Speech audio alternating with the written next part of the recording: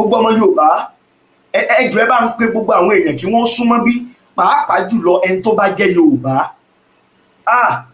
Ibo ni Dr. Lamayiki ṣe rí àwọn àṣírí tó báyìí? Ẹ̀yin èèyàn ẹ rí i pé lẹ́nu ọjọ́ mẹ́ta yìí ọ̀rọ̀ ó ṣe mùfùtí kò ṣe mùfùtí ó gbalẹ̀ kan ṣùgbọ́n eléyìí yàtọ̀ pátápátá o. Ẹ wá gbọ́ àwọn àṣírí ńláńlá tí Dr. Lamayiki tí wọ́n tú nípa mufti Ìwó, ààrẹ Tinubu, àwọn Fúlàní àtàwọn èèyàn kan. Eléyìí lágbára o. Dr. Lamayiki ẹ kú iṣẹ́ takuntakun. Now gbogbo ọmọ Yorùbá àwọn nǹkan kan ń lọ lábẹ́nú tó lágbára ṣùgbọ́n tọ́lọ́run ti ń dàrú mọ́ wọn lọ́wọ́. Now ọ̀tọ̀ ni tí wọ́n plan, ọ̀tọ̀ ni tí wọ́n rò ó fẹ́ ṣẹlẹ̀, ṣùgbọ́n ọ̀tọ̀ nìkan tó ń ṣẹlẹ̀ lọ́wọ́ báyìí. Ẹ wá gbọ́ àwọn àṣírí kọ́ngbẹ́kọ́ngbẹ́ tí Dr. Lamayiki tú. Ìgbà tí wọ́n selection lọ́jọ́ sí ẹ̀yin èèyàn ṣe mọ̀ wípé àwọn èèyàn kan dúró wọ́n ní muslim pé ó làwọn fẹ́, àwọn kan ní no kò yẹ kó rí bẹ́ẹ̀. Ṣùgbọ́n kí làṣírí, kí ni tí wọ́n gbà lérò? Mùfùtí Ìwó, Olúwo gan fúnra ẹ̀, ààrẹ Tinubu, àwọn Fúlàní àtàwọn èèyàn kan, kí ni wọ́n expect kó yẹ kó ti máa ṣẹlẹ̀ báyìí tí ò ṣẹlẹ̀, tí wàhálà fi ń ṣẹlẹ̀? Ẹ̀sùn mọ́ bí ẹ wá gbọ́ tuntun. Dr. Lamayiki lágbára Ọlọ́run bí mo ti máa ń gbàládùá fún yín, ìgbà tí ilẹ̀ Yorùbá bá dé wọn ní fi yín ṣàwátì, wọn ní fèmí náà ṣàwátì. Gbogbo ẹ̀yin ọmọ Yorùbá àtàtà ìkankan nínú yín, ẹbí yín, ara yín, wọn ní fi ṣàwátì. Ẹ súnmọ́ bí fídíò yìí ó nílò kéèyàn ó farabalẹ̀ láti gẹ̀ẹ́tì tí ń bẹ́ẹ̀ fídíò tó wà informative tó kún fọ́fọ́ ni. Ẹ sì wá mọ́ bá ń pín bẹ́ẹ̀ bá lórí ọ̀fẹ́ tẹ́ come across sí fídíò tẹ́ ń wò yìí, bí òkàn tí ẹ jẹyàn kan ẹ ṣe àìkú dọ́dọ̀ wọn torí àṣírí ńlá tí ń bẹ́ẹ̀ fún gbogbo ọmọ Yorùbá. Àní bá ṣe ń gbéṣẹ́ kò lè jọ ṣebí ilé tá a bá fi tọ́mọ èrè ní èwo. Ẹ wọ ẹ mẹ́jẹ ń rojọ́ pọ̀, ẹ jẹ́ kí n gbé fọ́nrán ọ̀hún wọlé. Dr. Lamayiki ẹ kú iṣẹ́ takuntakun. Níjọ́ kínní àná nígbà tí à ń pariwo Yorùbá nation Yorùbá nation, bàbá yìí mufti Ìwó yìí ó wà lára àwọn tí wọ́n bọ́ síta tán ní ká gbẹ́nu sọ̀hún pé Yorùbá nation wo là ń pariwo. Ìgbà tó yá tó ká wọn lára, àwọn àtàwọn èèyàn kan wọ́n ń takùrọ̀sọ, ibi tó ti ń takùrọ̀sọ síra wọn, tó ń tàùn síra wọn pé mo lè ṣe gbá mo lè ṣàwo, ànígbà fún ẹ, tó òun náà ń dáhùn.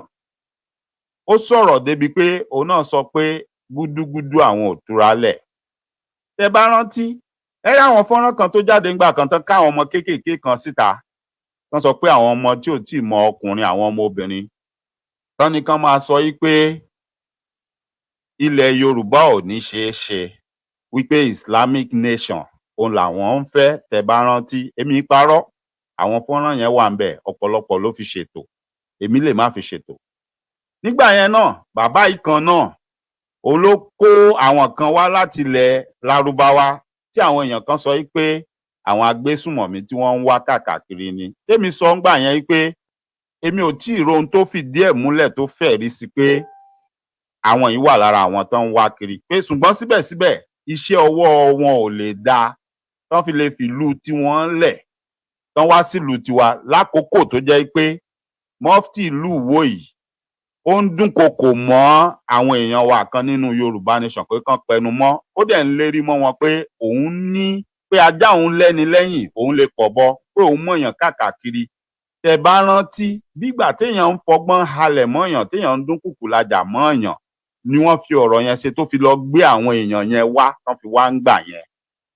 Fún èyí tí ẹ bá fọkàn bá ọ̀rọ̀ yẹn lọ, ọ̀rọ̀ yẹn náà a mọ̀ pé kó má dàbí pé èèyàn ń parọ́ mọ́yàn, wípé ààrẹ rí ta lè fìdí ẹ̀ múlẹ̀ páwọn tán lọ kó wá yẹn tán wá wípé agbésùmọ̀mí ni wọ́n. Òun làwọn kan fi ní a lè pè wọ́n bẹ́ẹ̀, nítorí lọ́dọ̀ tèmi ohun tí mi bá lẹ́rìí ẹ̀ lọ́wọ́ tí mi rí àrídájú, mo máa ń gbìyànjú láti máa sọ ọ́, pàápàá jùlọ tó bá jọ́rọ̀ tó lè kó báyàn létà.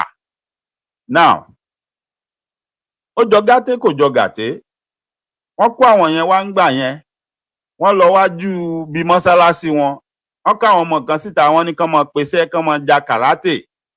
Ìyẹn ni àrokò tí wọ́n ń pa sí wa ń gbà yẹn pé gúdúgúdú àwọn ò túra lẹ̀, àwọn fẹ́ bá wa jà ni. Mo rẹ́rìn-ín gbà náà, mo ní okay, yóò jọ sojú wa. now ìyẹn lọ lẹ́yìn ìgbà yẹn wọ́n ti ṣe ọ̀pọ̀lọpọ̀ nǹkan. Ọ̀pọ̀lọpọ̀ wa la kóró ojú tá à ń bínú sí nǹkan tí Olúwo ń ṣe, tá à ń sọ̀rọ̀ pé Olúwo ṣe lè máa ṣe báyìí pẹ̀lú àṣà àti ìṣe ilẹ̀ Yorùbá, tó dẹ̀ jẹ́ pé bàbá yìí òun á máa ní ohun tí Olúwo ń ṣe yẹn ló dáa, á máa pariwo ń gbogbo gbà. Tẹ bá rí i pé gbà tó di àárín kan, ọ̀rọ̀ yẹn le débi pé àwọn èèyàn ní láti pe àkíyèsí gómìnà ìpínlẹ̀ Ọ̀ṣun sí ohun tí arákùnrin yẹn ń sọ àti àwọn ohun tí Olúwo ń ṣe. Mo rò pé nígbà yẹn gómìnà ìpínlẹ̀ Ọ̀ṣun wọ́n pe kábíyèsí Olúwo ọba Ìwó, wọ́n ṣe ìkìlọ̀ fún wọn. Olúwo wá padà jáde, wọ́n sọ àwọn ọ̀rọ̀ kan pé àwọn ò bú ìṣẹ̀ṣe, àwọn ò dẹ̀ ṣe àwọn nǹkan kan báyìí. Fẹ́yìn tí ẹ bá gbàgbé ọ̀rọ̀ tẹ́ bá rántí, inú bí mọ́fítì Lúwo yìí nígbà yẹn to the extent tẹ́ bá rántí nígbà yẹn náà ni wọ́n mú Talọ́lọ́hun sì wà látìmọ́lé. Inú bí mọ́fítì Lúwo yìí débi pé ó gba ìlú Ìlọrin lọ lọ́dọ̀ Emir Ìlọrin, ó lọ ń sọ̀rọ̀ pẹ̀lú òwe lówe ń bẹ̀. Ó láwọn kan táwọn rò pé àwọn fojú jọ Olúwo ló ń bá wí yẹn o, àwọn rò pé wọ́n láyà ni, àwọn ò mọ̀ pé wọ́n láyà. Ó ní ṣùgbọ́n Ìlọrin ni the last frontier táwọn gbọ́kànlé. Ó sọ oríṣiríṣi ọ̀rọ̀ ń bẹ ńjọ́ náà lọ́hùn, ṣùgbọ́n ìyẹn kọ́ la sì tún wá sọ lénìí. Mo kàn ń fi gbogbo eléyìí rán wa létí, mo fẹ́ ká ẹ mọrú ìgbésẹ̀, ìrìn àjò àti irú èèyàn tí ẹni tí wọ́n ń pè ní mọ́fítì Lúwo yìí tí wọ́n jẹ́ ni. Now mo wá rí fọ́nrán tí wọ́n ṣe yìí, mo wo fọ́nrán yẹn, lọ́dọ̀ tèmi ó nítumọ̀. Gbogbo gbólóhùn tán pè ń bẹ̀, mo pick a lot of things. Then ṣe rí àwọn ọ̀rọ̀ tá a ti sọ kí wọ́n tó ṣe election, tí wọ́n sọ fún wa, tí gbogbo èèyàn sọ fún wa pé ká gbẹ́nu sọ̀hún pa àmọ́ nǹkan tá à ń ṣe, pé ẹ jẹ́ kí lágbájá débẹ̀.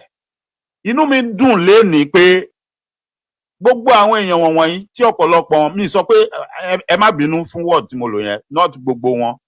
Ṣé rí most of these people tí wọ́n ń pera wọn láàfáà, wọ́n ń pera wọn ní pastor, tó dẹ̀ jẹ́ pé àwọn náà súnmọ́ àwọn tí wọ́n ń ṣe ìjọba jù. Àwọn ni wọ́n ń wọnú Aso Rock, àwọn náà ń wọlé tọ̀ gómìnà, àwọn náà ń wọlé tọ̀ ọba, àwọn ni wọ́n ń ráàyè bá wọn sọ̀rọ̀, àwọn náà ń gbà wọ́n mọ̀ràn.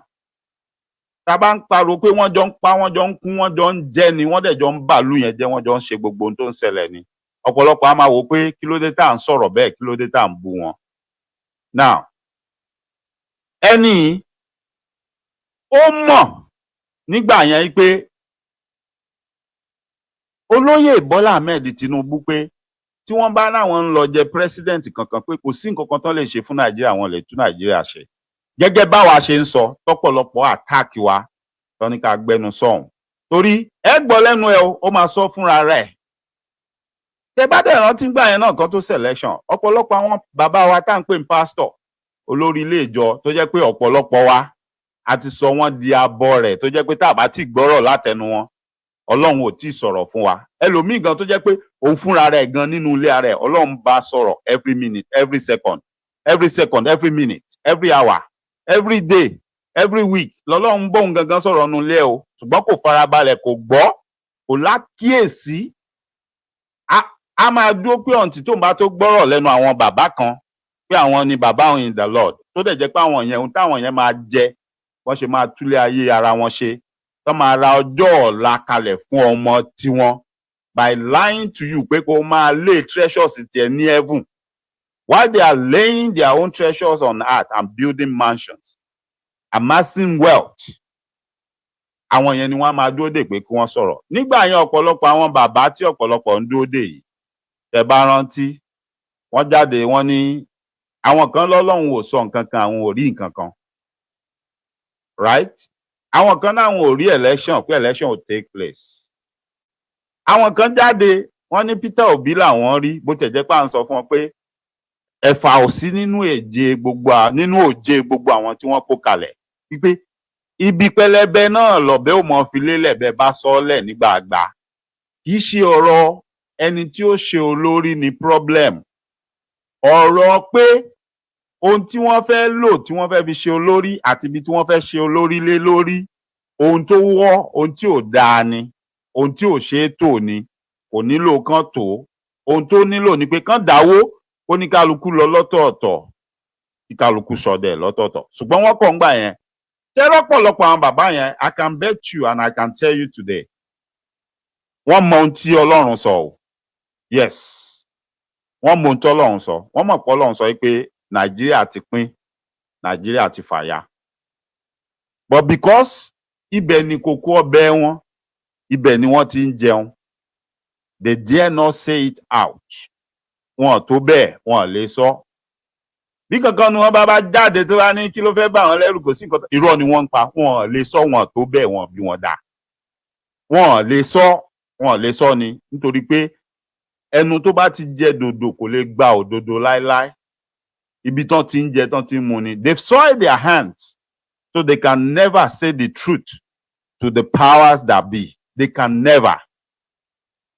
never say the truth to the powers that be in that land. They would rather look the other way or tell you lies and say, I didn't hear from God. It is only the few ones amongst them that are bold that will say pé báyìí lolúwa wí ohun tí mo rí ohun tí mo gbọ́ rè. Lẹ́yìn náà dẹ̀ rápẹ̀rẹ̀ pé bẹ́ẹ̀ ló ṣe ń lọ. Ara àwọn kọ̀ọ̀kan tí wọ́n sọ bẹ́ẹ̀. Right? Mi ò sọ̀rọ̀ àwọn tó ń sọ pé election ò ní take place o. Mo ń sọ̀rọ̀ àwọn tó ń sọ pé ohun tó lúwa sọ ni pé kán pín Nàìjíríà. They really didn't say pé Thomas election kìíní kan they just say Olúwa lóhun ti pín Nàìjíríà kan pín Nàìjíríà ni pé kán má fà kókó ṣòfò. Ara àwọn kan tó sọ bẹ́ẹ̀. Àtàfà àti wòlíì ara àwọn tó sọ bẹ́ẹ̀. Àti adáhunṣe ara àwọn tó sọ bẹ́ẹ̀. Adẹ̀rẹ̀ àwọn tó parọ́ lóríṣiríṣi tó jẹ́ pé at the end of the day àṣírí wọn tú. Now, but the truth, òótọ́ tó wà ńbẹ̀ ni pé anybody tó bá sọ fún yín gbà yẹn pé Ọlọ́run ò sọ nǹkan kan àbóhùn rí nǹkan kan, irọ́ ni wọ́n ń pa. Ohun tó Ọlọ́run fi hàn wọ́n kì í ṣe ohun tó tẹ́ wọn lọ́rùn tí wọ́n fẹ́ sọ síta ni. Wọ́n dẹ̀ nígbàgbọ́ pé táwọn bá sọ síta, ó máa wá sí ìmúṣẹ. Ó ní wọn ṣe lè sọ, kán ṣe twist ẹ̀ pé àwọn ò rí nǹkan kan. Now, ẹ wá jẹ́ ká fìyẹn lẹ̀. Mo ń sọ fún wa mo ní ẹ jẹ́ ká ní àkíyèsí ẹ jẹ́ ká ṣọ́ ara wa gan pé ṣé ilẹ̀ Yorùbá gbòmìnira yes ṣé mo mọ̀ gbà tá a máa gbà mi ò mọ̀ mi ò lè sọ fún anybody pé bàbá ẹ̀ ni but a ní option a ní choices àwọn kan máa help wa wọ́n máa present àwọn option kan fún wa ẹ jẹ́ ká wà very very careful pẹ̀lú option tó fẹ́ gbé wá fún wa yẹn ká má bàa kó sí trap ẹlẹ́ẹ̀kejì kẹ má bàa tún kó gbogbo ìran Yorùbá lọ sínú oko ẹrú ẹlẹ́ẹ̀kejì ó tọ̀rọ̀ ni o ara arú wọn òun ni mọ́fítì yìí mi ní fi gbogbo ẹnu sọ̀rọ̀ bọ̀ fún ẹ̀yin tí ẹ jẹ́ ọlọ́gbọ́n tẹ́ gbọ́n jù mí lọ I know you can decode my message ẹ pé máa ń tẹnu mọ́ pé if care is not taken wọ́n ti fi ẹ̀sìn kó ọ̀pọ̀lọpọ̀ lẹ́rú both the Christianity and the Islamic religion they've used it to brainwash a lot of people. You see, the originality of all these things, they took the original, they went to remanufacture it, and then they brought back the fake and they sold it to us. But ìtorí pé a máa ń like gbogbo nǹkan tó bá ti jẹ́ láti ilẹ̀ àjèjì foreign stuff, ó máa ń jọ wá lójú. Most of us are not. We don't calm down well enough to look at it and see, hey, I have this thing now, I have the original. Why are you bringing me a fake? I don't need it. I can use my original because it's going to work for me better than this. But most of us are rebel. We just want to walk blindly and we argue blindly. In fact, the problem wá nìyẹn. Tá bá ń sọ fún àwọn tí a rí bí aṣíwájú nínú ìrìn àjò yìí pé ẹ jọ̀ọ́ ẹ má rìn ní ìhà bí ẹ ṣọ́ra ń bì ẹ lákíyèsí ń bì báyìí kì í ṣe pé à ń accuse anybody it's just a warning àjámọ́ nǹkan kan kì í ṣe ẹnì kankan à ní gíláàsì kankan bí kankan tá a fi ń wo nǹkan kan kò dẹ̀ sí magic táwa yìí lè ṣe no but àwa kan wà tẹ́mi wa bá sọ fún wa pé ká sọ nǹkan jáde a máa sọ jáde and I promise you need to be careful when such people tell you stuff and you don't take them serious you might come back to regret it pé ìgbà tó ọmọ rándanrandan ọmọ kékeré dẹ̀ sọ̀rọ̀ ńjọ́ sí mi bá listen sí o now ẹ jẹ́ kí n play ohun tí alàgbà yìí torí alàgbà ni wọ́n alàgbà ni màá pè wọ́n àwárí wọn fín inú mi dùn pé ẹnu ara wọn ni wọ́n fi sọ ẹ jẹ́ àgbẹ̀ ọgbọ́ ohun tí wọ́n sọ.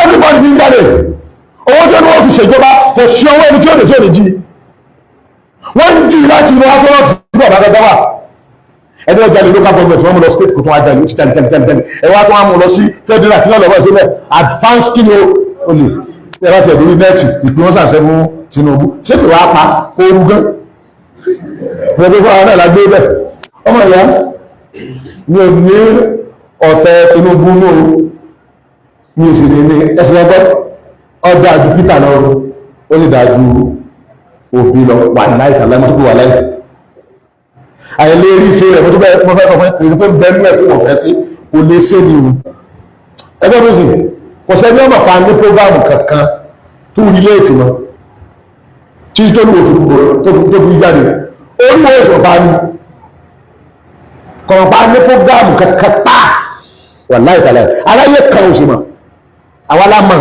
prógámù táwà ní tó ń súnmọ́ ṣùgbọ́n pàtó wá gbé tiẹ̀ kalẹ̀ ọlọ́run wá kó ogun òtòṣọ́nà oko sí ẹni tó bẹ́ẹ̀ jẹ mufti ìtẹ́ǹpẹ̀ mufti iṣẹ́ rẹ̀ pọ̀ àwọn tẹ́ rí kìí ṣe iṣẹ́ mufti lásán là ń ṣe torí kò sí security nù sẹ́ kò sí political nù sẹ́ kò sí Islamic ideology níbi sẹ́ kò sí liberation activities níbi iṣẹ́ mufti délé fi ti ń bẹ́ẹ̀ iṣẹ́ mufti ní fatwa níbo láti wá ra àwọn àjẹpọ̀ mọ́ lẹ́gbẹ̀ẹ́gbẹ́ tí gbogbo ẹ̀fí á nílẹ̀ tó bá ìgbẹ́ mufti mọ́ bá bẹ́ẹ̀ ṣe pé ní ìdíkí ń taka àwọn Yorùbá nation àwọn fatiwa ní ìjókòó tí àtàwọn àbá tí ó ṣe àkàmọ́ sí fatiwa kò ní ìdíkí máa wádùn òní ìrẹ́pọ̀ ó ṣe wà láàrin àwọn àfá àtàwọn mùsùlùmí kò ní ìdíkí ká sọ̀rọ̀ sí ọ̀dọ̀ àwọn olóṣèlú abẹ́ẹ̀kọ́ ní bẹ́ẹ̀ nítorí pé a ní comprehensive Islamic war kan lẹ́tẹ̀lẹ́tẹ̀lẹ́ a ní sẹ́ Islam kan tó fẹ́ lẹ́tẹ̀lẹ́tẹ̀lẹ́ nígbò ló wá mọ́tà ètò mufti jáde ẹgbẹ́ mi sùn nítòsí mẹ́rin ni pé gbogbo Islamic structure wọ́n fẹ́ jì wà lẹ́yìn nípa ni wọ́n bíríìtì fún olúwo pé jí Islamic structure àkórí ẹ̀ka jáde wá láti mú ẹni ó sì ń bá tí ń bẹ́rù ká náà mú sẹ́wọ̀n tó gẹ́gẹ́ bí ẹni tó pé kí ọ́nà Islam lọ fẹ́ sí gẹ́gẹ́ bá afẹ́wà táàjẹ èmi èdè ń jẹ ọmọ wá nípa àwọn orí rẹ̀ ti burú mo ti pọ̀jọ́ tó fi ròyìn bẹ́ẹ̀ ní tí ń jẹ ìwò ní ìbàpàdé ní tí ń jẹ ìwò ní ìbàpàdé táwọn pé tí ń jẹ ní ó láwọn tí ń ba lọ náà ó dẹ̀ níbi tẹ́ ti máa rí ni mọ́ ìjẹ́ ìgbìmọ̀ ti pàdé tí ń jẹ mo tún ti yà kúrò lọ́dọ̀ rẹ̀ èmi àti tí ń jẹ àjọ ìgbéra ọ̀rọ̀ ìdájọ́ jókòó tó lè gbà fún mi mo dẹ̀ sọ fún gbé ìráyè tiẹ̀ àwọn ìṣẹ́ tí ń jẹ àti tí ń wọ̀ tí ń dà àìsàn tó lè jọlọ ìkan ọjọ́ ọjọ́ lójú láyé ní pé kí n rí pé mùsùlùmí Yorùbá wọ́n ti change àgbáyé ti dé wọ́n unite wọ́n ti gbé ìjọba wọn dìde and then control wọ́n ti rọwọ́ mú lẹ́yìn náà mùsùlùmí Nàìjíríà lẹ́yìn náà mùsùlùmí Áfíríkà lẹ́yìn náà mùsùlùmí àgbáyé ìjọba Islam àgbáyé wá dìde àwọn Amẹ́ríkà wọ́n lọ rọ síbì kan Palestine wà liberated láti ìgbẹ́lẹ̀ jọ àwọn lójú nù pé owó èké lólówó owó yàdọ̀ wa ó tó ń bẹ lọ́dọ̀ wa ní program kan ni ẹnu ìtaàbà fi ṣètò lọ́hùn làmọ́ abẹ́lọ́ kọ́lọ̀ ń jọwọ́ lọ́dọ̀ àlàálì ẹni tí ń wówó àtàláàlì rẹ̀ àtàrà mú rẹ̀ ní ọ̀yàwó pẹ̀lẹ̀ sí ìjọ ìyàdọ̀ ọ̀tọ̀ àtàláàlì rẹ̀ àti kíni àtàrà mú àti pò ọyọ́ àjọlọ Àbújá ni mo dìbò fún wọn mo ṣiṣẹ́ fún wọn bí wọ́n ṣe dé Àbújá bí Tinubu ṣe débẹ̀ wọn lọ tọrọ sí àmì wọn lọ tọrọ bàbá Tinubu sí àmì dà kí ló dé mo bìlú pé kò lórí ṣe àlórí nígbà ìrí ìdìbò sọ pé kò lórí ṣe mo dẹ̀ ń bí ìkílẹ̀ àwọn ẹgbẹ́ tí máa ní kò lórí ṣe kìí ṣe pé ó kìí dẹ̀ nípa nílẹ̀ bàbá òun ọ̀dà o ọbẹ̀ ṣe o Nàìjíríà ò ṣeé ṣe ni o ẹ̀yìn lẹ bàjẹ́ o kò sóòrò lọ bàjẹ́ kò sì ní lọ tó fi lè tún ṣe ní tó fi lè tún ṣe kò tí ọba ní bó ṣe dórí ipò wáàsì náà máa ṣe yóò máa wá tó máa wáàsì sí yóò ti wá wá yìí irú wa káàkiri yóò ti wá rí yóò máa náwó sí ẹkú wáàsì bọ̀ lágbárí wọ́n ti já wèrè ọmọ Nàìjíríà ẹ ti yẹ hànà ó ṣe wáàsì gidi fún yín gbogbo tí Tinubu ó fi ṣe ìjọba pátá lọ́nà ti bínú sí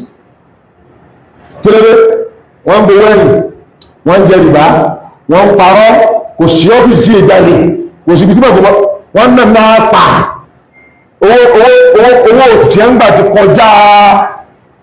kọjá àlà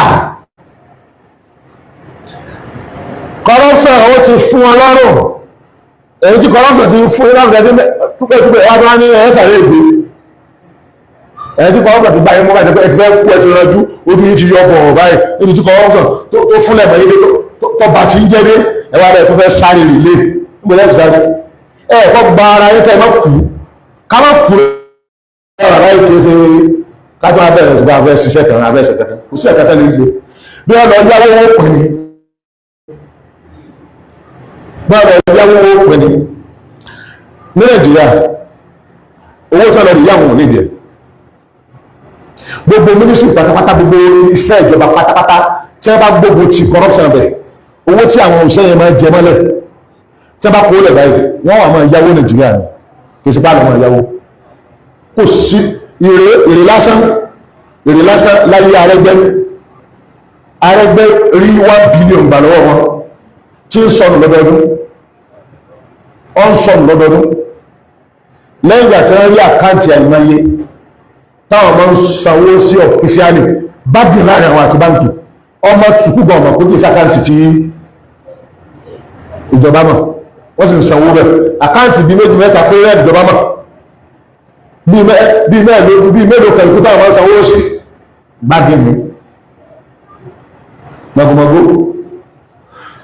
ẹni wọ́n ni wọ́n lọ tún college of education ìlà ṣe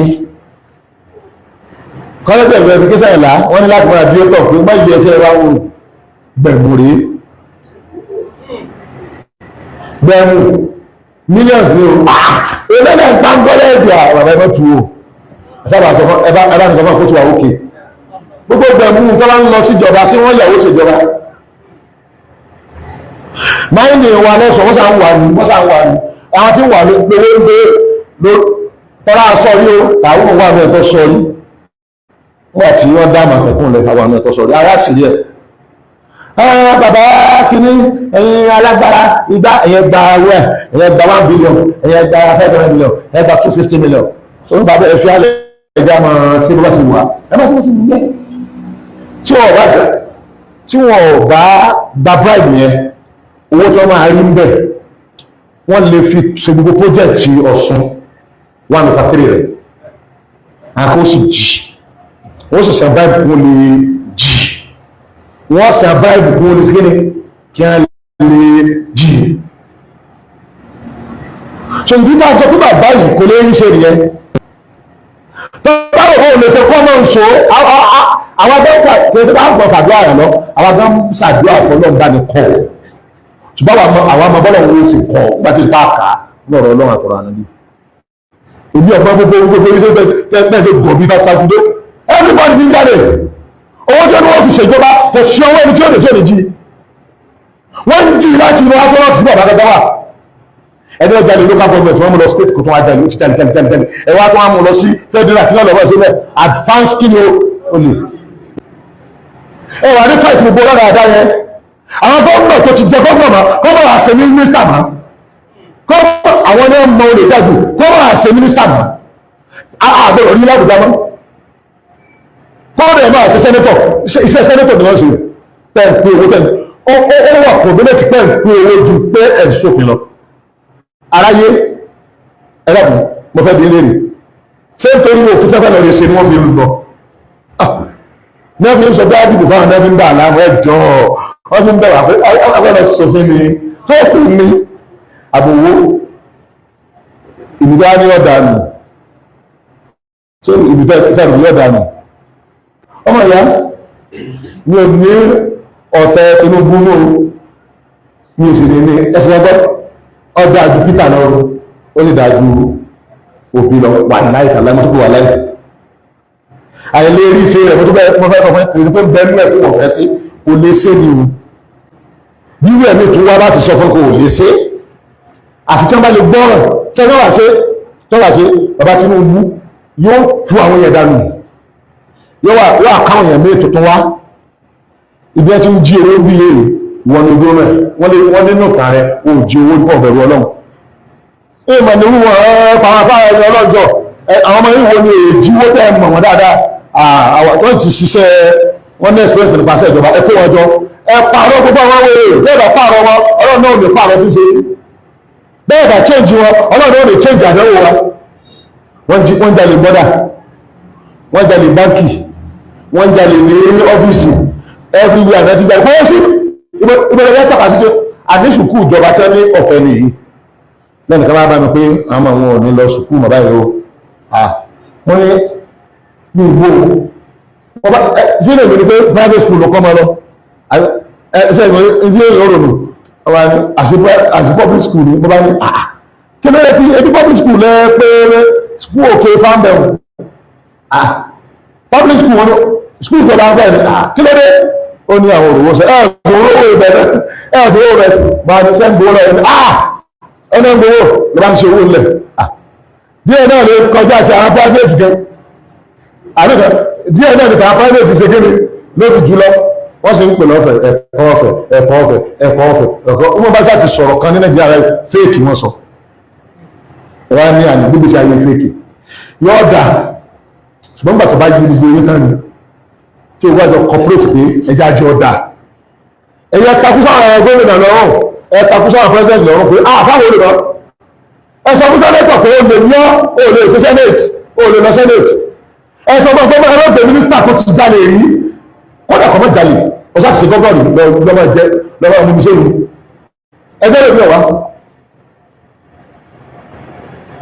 tí ẹni nígbà tá àgbà bá ṣe bó ṣe yá sí èpè tá a bá bùn ẹ ti ń ṣe àìdá èpè tẹ bá ṣe láàárọ̀ alẹ́ ọjọ́ òun ní lẹ́jọ́ òṣèlú ìwọ́n lè fi gbogbo èpè tẹ́ rí ẹsẹ́ wọ́n kàn fi ń sọmi ara lásán ni olórí ìwúwo pẹ̀láti ẹ̀dùn nẹ́ẹ̀tì ìpín wọ́n sàṣẹ́ fún Tinubu ṣépè wàá pa ooru gan. now mo fẹ́ jẹ́ kí gbogbo aká rántí kinní kan kó tó di pé màá play ọ̀ràn yìí padà nínú àwọn tó ń ṣe Yorùbá nation aláwọn tó jẹ́ onígbàgbọ́ tí wọ́n kóra wọn jọ tí wọ́n ń jẹ́ yonka right bẹ́ẹ̀ la láwọn tó jẹ́ mùsùlùmí mi rántí orúkọ wọn ṣùgbọ́n mo mọ àwọn èèyàn pàtàkì ń bẹ ìkan nínú àwọn èèyàn pàtàkì tó wà ń bẹ tí wọ́n jẹ́ àáfàá ó ní àáfàá Abdulhakeem Ọládọ́gba tí àwọn èèyàn kan máa ní àáfàá Hakeem oníláwà ní pupa fún ọ̀pọ̀lọpọ̀ wa tá a bá mọ̀ wọn mò ń ṣàpèjúwe wọn ni so kì í ṣe pé bóyá à ń sọ pé kò sáàyè fún because kò sẹ́nì kankan tó ní kí oníkálukú má ṣe ẹ̀sìn tó bá wù ú ẹni tó bá sọ bẹ́ẹ̀ ẹni bẹ́ẹ̀ ti ṣẹ̀ sí òfin ayé ó dẹ̀ ṣẹ̀ sí Ọlọ́run ọba Ẹlẹ́dùmarè tó dá gbogbo wa kò sẹ́ni tó sọ bẹ́ẹ̀ èmi dẹ̀ nígbàgbọ́ pé tá a bá máa tó bá máa dáa tá a bá máa ṣe tó máa dáa everybody needs to come to the table okay ẹ ṣe màmí wọ́n ń pè wọ́n ní mayon àwọn ti Muslim nìyẹn àwọn ti Christian wọ́n ń pè wọ́n ní yonka wọ́n wà nínú àwọn tí wọ́n darapọ̀ mọ́ pé kílẹ̀ Yorùbá gba òmìnira lélẹ̀ tó ń ṣàpẹẹrẹ pé kò sẹ́ni tó ń jàjà ẹ̀sìn kò dẹ̀ sẹ́ni tó sọ pé kẹ́lẹ́sìn kan má wà bẹ́ẹ̀ ṣẹ́rí mo ń tẹnu mọ́ tó o bá ná ní ohun tó o ní tó o dẹ̀ lè dúró lórí ẹsẹ̀ lórí ẹ̀tọ́ ẹ kó o jà fẹ́tọ́ ẹ tó o sì fẹ́ dúró lórí pé nǹkan ní nǹkan ló fẹ́ máa gbé ga wọ́n á máa fẹ̀tọ́ ẹ dùn ẹ́ táyà fi parẹ́ ni mo notice lẹ́nu ọjọ́ mẹ́ta táwọn kan sọ̀rọ̀ tán ni wọ́n ti change logo tó wà níbi flag tí wọ́n ń lò fún Yorùbá nation mo rí mo rẹ́rìn-ín wọ́n ní because torí àwọn kan ń complain pé kíní abọ̀rìṣà náà gbé sí but my question is does that symbol have a significance in Yoruba land? Does it mean anything? Is it ours? Ṣáwa la ní àbí nǹkan tá a lọ yá ká lọ bọ́rò láti lu onílùú tó bá jẹ́ tiwa ni tó dẹ̀ nítumọ̀ tó wà significant, why do we have to change it? Ẹ jọ̀ọ́, àtọdún tó ti bí mi tí mo ti dàgbà tí mo ti gbọ́njú tí n bá wo owó Nàìjíríà nígbà míì ó dàbí pé bóyá signature èèyàn kan ni I don't know what it was, ó dàbí kéwú. Mi rò pé mo complain lórí ẹ̀ rí, mi rò pé anybody bọ́ síta pariwo pé kán yọ kúrò rí, right? Because ó ti ṣẹlẹ̀ nìyẹn, and so many other things. Tí tàwọn Christian náà wà ń bẹ̀ o, so many other things like that and like that. Nobody ever complained, and that is Nigeria. Now àwa ń sọ̀rọ̀ nípa ilẹ̀ Yorùbá. Àwa sọ pé àwọn èèyàn kan ń bínú pé wọ́n gbé kinní kan sí, tán bá ti gbé sí àwọn ò ní darapọ̀ mọ́, àwọn ò ní ṣe. But they would rather prefer you go and pick a borrowed logo, bóyá tilẹ̀ Lárúbáwá àbí ti Israel kó gbé síbẹ̀, then they will follow you. Ẹ má tanra yín o, èmi ò bá yín sí nídìí ọ̀rọ̀ mùmú, ọ̀rọ̀ dìndìnrìn. Pátápátá là fọ́jú, kùnàkùnà là dẹ́tẹ̀, ojú àfọ̀fọ́ tán ìjà ló ń dálẹ̀. We are talking about let's retrace our step, let's go back to our root. Ó ń tẹ́nítẹ́ní èkísà ń ta àtàn. O ò lè mú nǹkan oní nǹkan kó o máa fi ṣe ìpilẹ̀ṣẹ̀ kó o sọ pé o fẹ́ ṣoríire ń bẹ̀. Ohun tí ò ń ṣe tiẹ̀, ohun tí ò ń ṣe tiẹ̀, wàá máa ṣiṣẹ́ fẹ́ni tó ní nǹkan tó fi ṣe ìpilẹ̀ṣẹ̀ yẹn ni.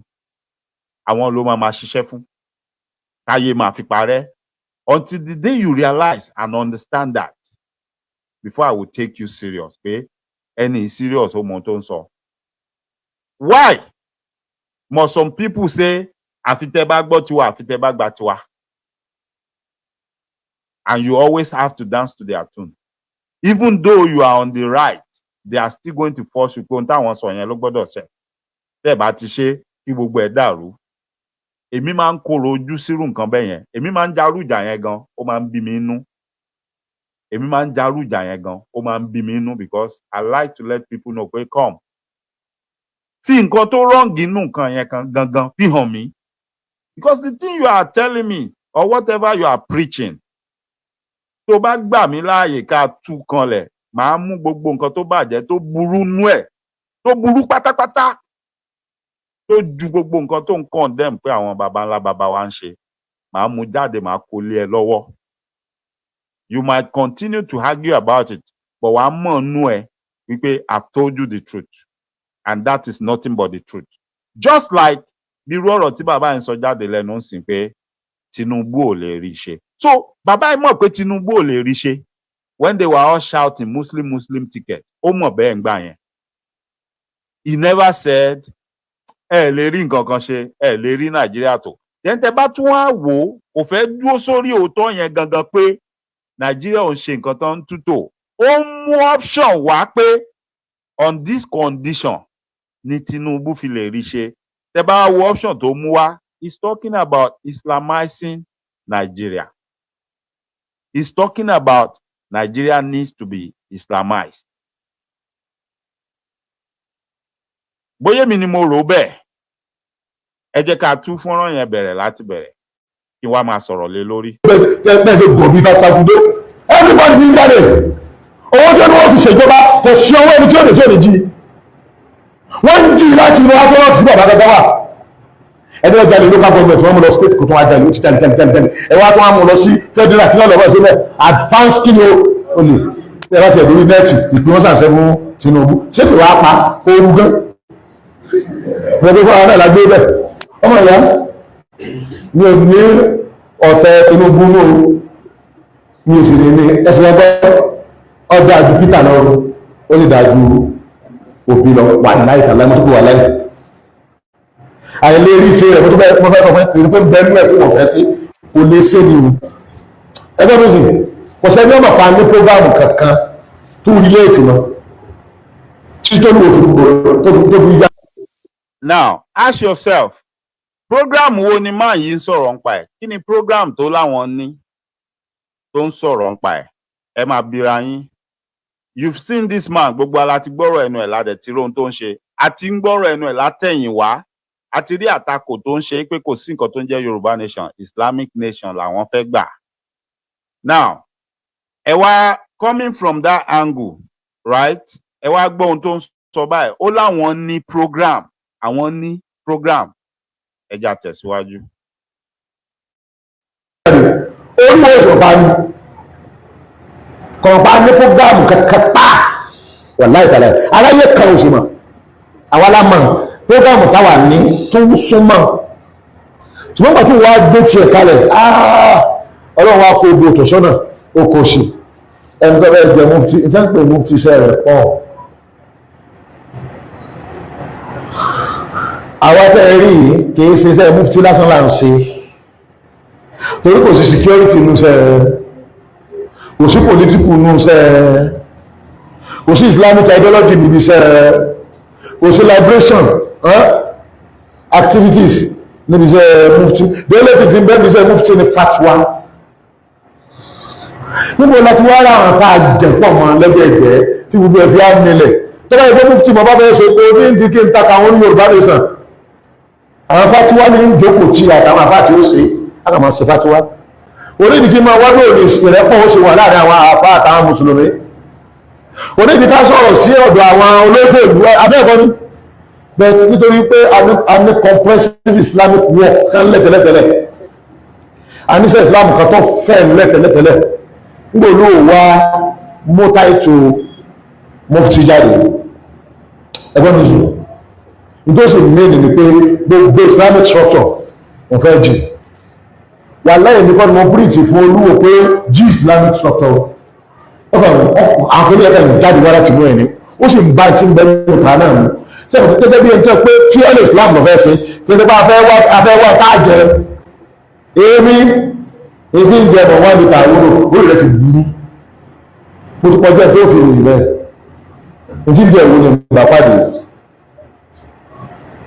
ìtí jẹ́ ìwé ni bàbá dé táwọn pé tí ń jẹ ni ó láwọn tí ń ba lọ náà ọ̀dẹ̀ níbi tẹ́ ti máa rí ni mọ́ ìkejì mo ti pàdé tí ń jẹ mo tún ti jà kúrò lọ́dọ̀ rẹ̀ èmi àti tí ń jẹ àjọ ìwé ara ìdájọ́ jókòó tó lè gbà fún mi mo tẹ̀ sọ fún gbé ìráyè tiẹ̀ àwọn iṣẹ́ tí ń jẹ àti tí ń wọ̀ ní tí ń dà àìsàn tó lè jọ ìkan ọjọ́ ọjọ́ lójú láyé ni pé kí n rí pé mùsùlùmí Yorùbá wọ́n ti change àgbáyé ti dé wọ́n unite wọ́n ti gbé ìjọba wọn dìde and then control.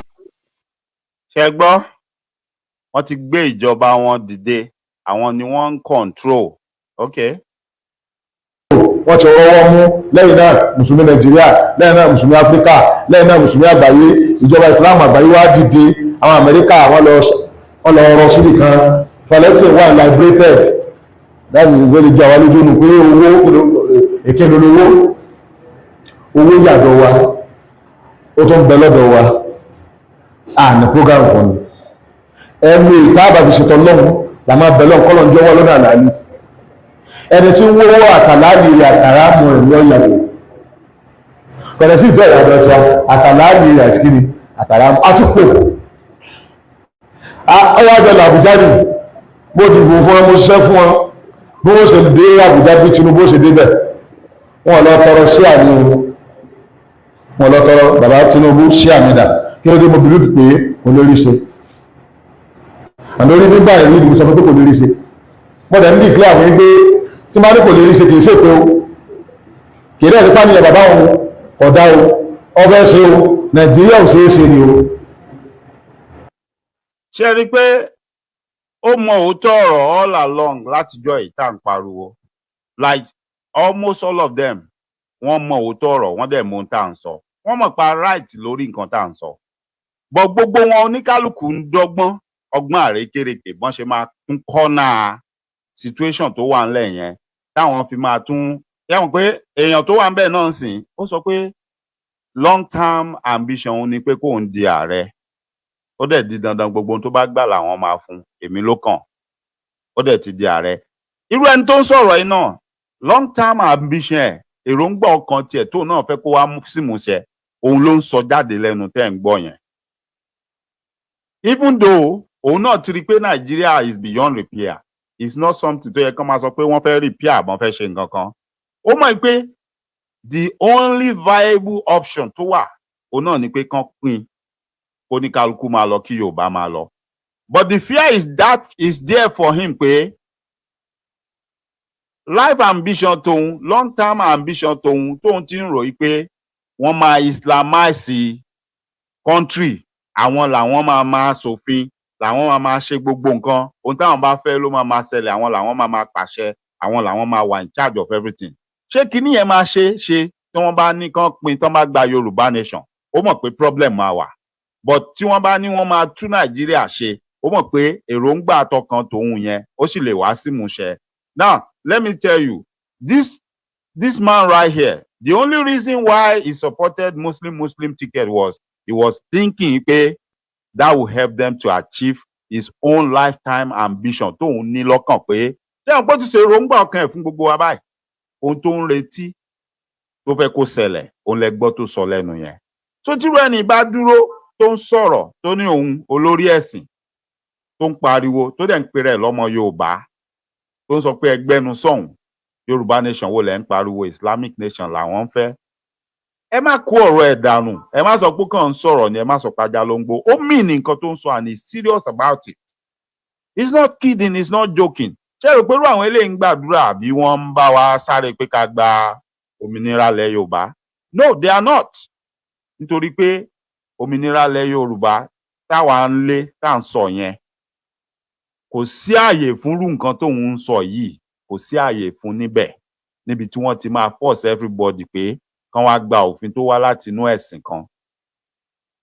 a kì í ṣe ọmọ Lárúbáwá a wá láti ilẹ̀ Lárúbáwá ọmọ Yorùbá ni wá a ní àṣà a ní ìṣe èèyàn kan ò wá lè lọ gbé àṣà àti ìṣe ẹlòmíì wá kó wá lóun bọ̀ wá fọ̀sẹ̀ lé wa lórí nílẹ̀ Yorùbá kó dẹ̀ rò pé ó máa dẹrùn kó dẹ̀ rò pé a máa gbà. Already we are complaining and lamenting lórí eléyìí tán ṣe kalẹ̀ tó wà ńlẹ̀. à ń pariwo fáwọn èèyàn tí wọ́n ti brainwash pé ẹ jí dìde lójú oorun yín ẹ jáde kúrò lábẹ́ wọn. wọ́n á gbà lọ́wọ́ mẹ́rì wọ́n á máa gbowó lọ́wọ́ gbogbo ẹni tí ò ní wọ́n á máa tún fi kún títí wọn wọ́n á máa kó ọrọ̀ jọ. Why these people are languishing in poverty? ẹ rí irú wa báyìí àwa tá à ń lọ tá à ń láàgùn ká ṣiṣẹ́ ká tó rówó ẹ wà rá wọn tí wọ́n ti brainwash yẹn wọ́n á tún máa wá sábẹ́ show wa wọ́n á máa wá tọrọ owó lọ́wọ́ wa páwọn ò tí ì jẹun látàárọ̀. Meanwhile the little owó tí wọ́n bá jàjà rí wọ́n á tún lọ kó fún àwọn kan tó ń sọ fún wọn pé tí wọ́n bá ti kó wá sọ́dọ̀ àwọn wọn lè wọjọba ọ̀run. ta ló sọ fáwọn ta ló pè wọ́n ṣáwọn àtọlọ́hun ni wọ́n jọ ń ṣèpàdé tán jọ ń sọ̀rọ̀ ni tán fi lè máa sọ fún wọn pé tó o bá wá ṣe nǹkan kan àbí tó o bá rìn ní ọ̀nà kan o ò lè lọ sọ́run. ṣáwọn ti dọ́run wọ́n ti lọ sọ́run wọ́n ti padà ni. Sometimes I laugh too. Some people will come out àwọn kú àwọn lọ sọ́run wọ́n wá sọ fáwọn. I can bring you several videos. àwọn èèyàn tó start tactics yẹn irú ọgbọ́n yẹn kan máa fi parọ́ òyìnbó ló bẹ̀rẹ̀ and I can bring you many of them tán ti padà jáde wá tán wá confess pé rọ́ làwọn pa àwọn òkú kankan àwọn ò dẹ̀ lọ sọ́run. ìmí inú wọn jáde tó wá sọ pé lágbájá ló ní kí n sọ bẹ́ẹ̀. àti rọ́mọ kékeré there was this little boy ńgbà kan tó ṣe the same thing. At the end of the day the boy came out and confessed that his parents put him up to it. His parents trained him to do all that and they deceived the whole world. And most of us abati gbọ́rù nǹkan bẹ́ẹ̀ yẹn a máa bẹ̀rù a máa gbọ̀n a níjà fẹ́tọ̀ wa nílé ayé mọ́ ilé ayé la ṣì wáyé ilé ayé là ń gbé òun fi rẹ̀ jìyà òun jìyà òun wá ń sọ pé òun jìyà òun kó ọrọ̀ jọ lọ́run. ó mọ̀ gan bóyá Ọlọ́run gan ń wù ẹ́ pé nǹkan tó o bá ṣe nílé ayé irú status irú situation tó bá wà nílé ayé tó bá jẹ́ lóòótọ́ ni ọ̀run kan wà tá à ń lọ lẹ́yìn ikú bóyá irú status yẹn náà ló tún máa lọ continue lọ́run yẹn. So why are you not thinking with your senses? wọ́n ní ọwọ́ tí ò bá ṣiṣẹ́ ni kò yẹ kó jẹun. The moment you are working, you have a job, you are working, and you are earning money, you should be able to feed yourself. You should be able to feed your children. Ẹ jọ̀ọ́, ó dà pé wọ́n ti ń flag show yìí, tẹ́ bá ń wò ẹ́ rí i pé ó ti ń freeze. Ó dà pé wọ́n ti ń flag show yìí, so ẹ bá mi love and like. Please love and like this show, especially lórí YouTube. Kìíní yẹn ti freeze. Well, I'm going to continue talking, but mo mọ̀ pé picture yẹn ti freeze. Now, gẹ́gẹ́ bí ohun tí mò ń bá bọ̀, à ń pariwo yí pé a fẹ́ ṣí àwọn èèyàn wa létí a fẹ́ gbà wọ́n kúrò lóko ẹrú tí wọ́n kó wọn sí torí ńgbà tí àwọn tó kọ́kọ́ kó àwọn bàbá yẹn lẹ́rú nígbà táwọn yẹn lọ tán all these people came up with all this religious stuff wọ́n tún brainwash àwọn èèyàn wọ́n ń bẹ̀rẹ̀ sí fìyẹn gba owó lọ́wọ́ àwọn èèyàn àwọn ń kó ọrọ̀ tiwọn jọ they mingle they wine and dine with the powers that be most of them travel overseas they travel abroad they meet with several different country governments right they can go in and out anytime they like their children can go in to any country at any time ẹni tí wọ́n bá yàn láàyò tí wọ́n bá láìkì nínú ilé ìjọsìn wọn tí wọ́n bá fẹ́ gba físà fún kó rìnrìn àjò wọ́n mọ bó ṣe máa ṣe tó máa lọ right but you see all these other poor masses it's always the poor people and I don't know why people can't reason pé okay ṣé wọ́n gbé orí tèmi run mú ni pé kémi náà kí n má lè wọ suit kí n má lè dress kémi náà má lè look nice why must I continue worshiping some people continue to make them rich why they will live in abject poverty for the rest of their life and some of them will do that I mean all the way until they die and we continue preaching we continue shouting we continue telling people hey imagine lẹ́nujọ́ mẹ́ta ni awuyewuye àti àríyànjiyàn bẹ̀rẹ̀ pé okay why must èèyàn kan tó jẹ́ olórí ilé ìjọsìn kan tó lórúkọ tí gbogbo èèyàn mọ̀ why must you come out and say òun gbàdúrà fáwọn ọmọ ilé ìjọsìn tiẹ̀ kó wá máa sọ pé Ọlọ́run máa kó gbogbo àwọn èèyàn tó kù ó máa fi wọ́n ṣe ẹrú sí abẹ́ wọn irú àdúrà wo nìyẹn and we all of them àtèmi náà we all call ourselves Christians right but you are praying that other Christians not even to talk about other Muslims and other people that don't believe in Christianity you are praying that they should be a slave they should be slave to your own congregation how does that make sense but these are the same people tí wọ́n máa sọ fún wa pé ọ̀nà àwọn baba ńlá baba wa ò dáa ìkà ni wọ́n ń pààyàn ni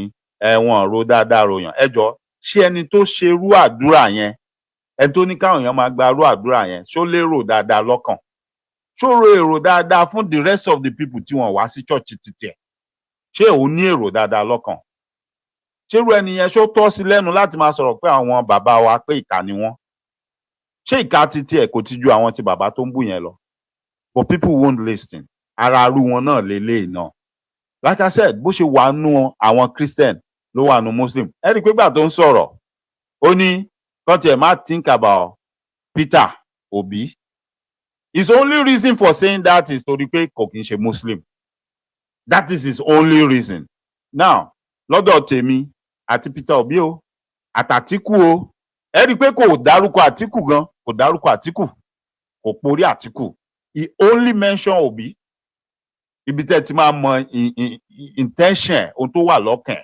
ibi tẹ́ ti máa mọ gangan nìyẹn kò dárúkọ Àtìkù he only mention Peter Obi ó kọ́kọ́ ó ní ẹ mọ́ sọ̀rọ̀ Peter ẹ mọ́ sọ̀rọ̀ Obi gan it's the same person èèyàn kan náà ló dárúkọ lẹ́ẹ̀mejì because of the bias mind tó ti ní wípé ìyẹn ò ń ṣara wa kò tiẹ̀ yẹ kí anybody máa think about him àti Obi o àtàtìkù o àti bàbá Tinubu o nígbà yẹn like I told people I do not hate any of them and I don't belong to any political party ohun tèmi rí ni pé the only solution tí ó wà tá dẹ̀ need oníkan pin kó ní kálukú máa lọ tóbi bá fẹ́ lọ ṣe olórí ilé àwọn èèyàn lórí intelligence tó lóun nìyẹn gbogbo nǹkan dáadáa tó fẹ́ ṣe yẹn kó lọ ṣe fáwọn ẹ̀yà àwọn ẹ̀yà Ìgbò tí Àtìkù bá ní anything lórí tó fẹ́ ṣe kó lọ ṣe fún àwọn ọmọ ọ̀ràn ẹ̀ níbi tó ti wá bí bàbá Tinubu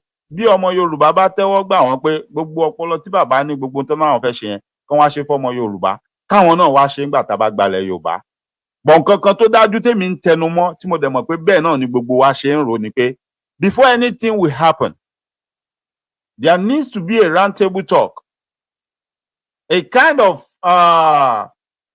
conference call it whatever name you want to call it irú bẹ́ẹ̀ ni gbogbo rú ká nírú eléyìí sìn tó ń sọ̀rọ̀ yìí ẹ tó pèrè ẹ̀ mọ́fìtì ká lórí ẹ̀ pé tó dẹ̀ lérò tó dáa lọ́kàn tó dẹ̀ fẹ́ ṣe nǹkan tó dáa irú òun náà sì ó yẹ kó darapọ̀ mọ́ àwọn títí muslim tó wà ní Yorùbá nation.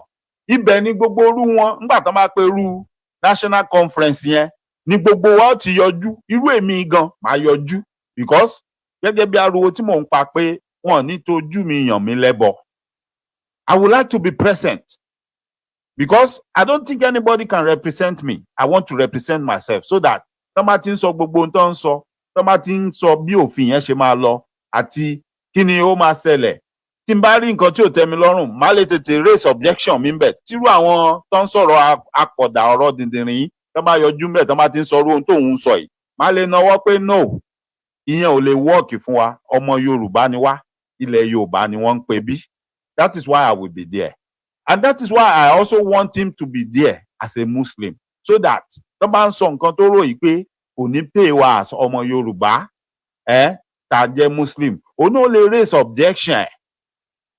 So that ẹnìkan kan ò ní infringe on anybody's right.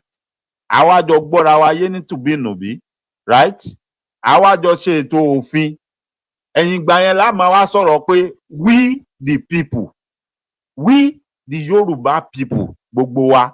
Ó ṣe rú rándanrandan tó ń ṣe ń sìn tí èèyàn kan ṣoṣo tó mú pen tó kàn kọ àwọn nǹkan kan kalẹ̀, tó kàn pé àwọn nǹkan tó ní ó yá ẹ sáyẹ̀nsì.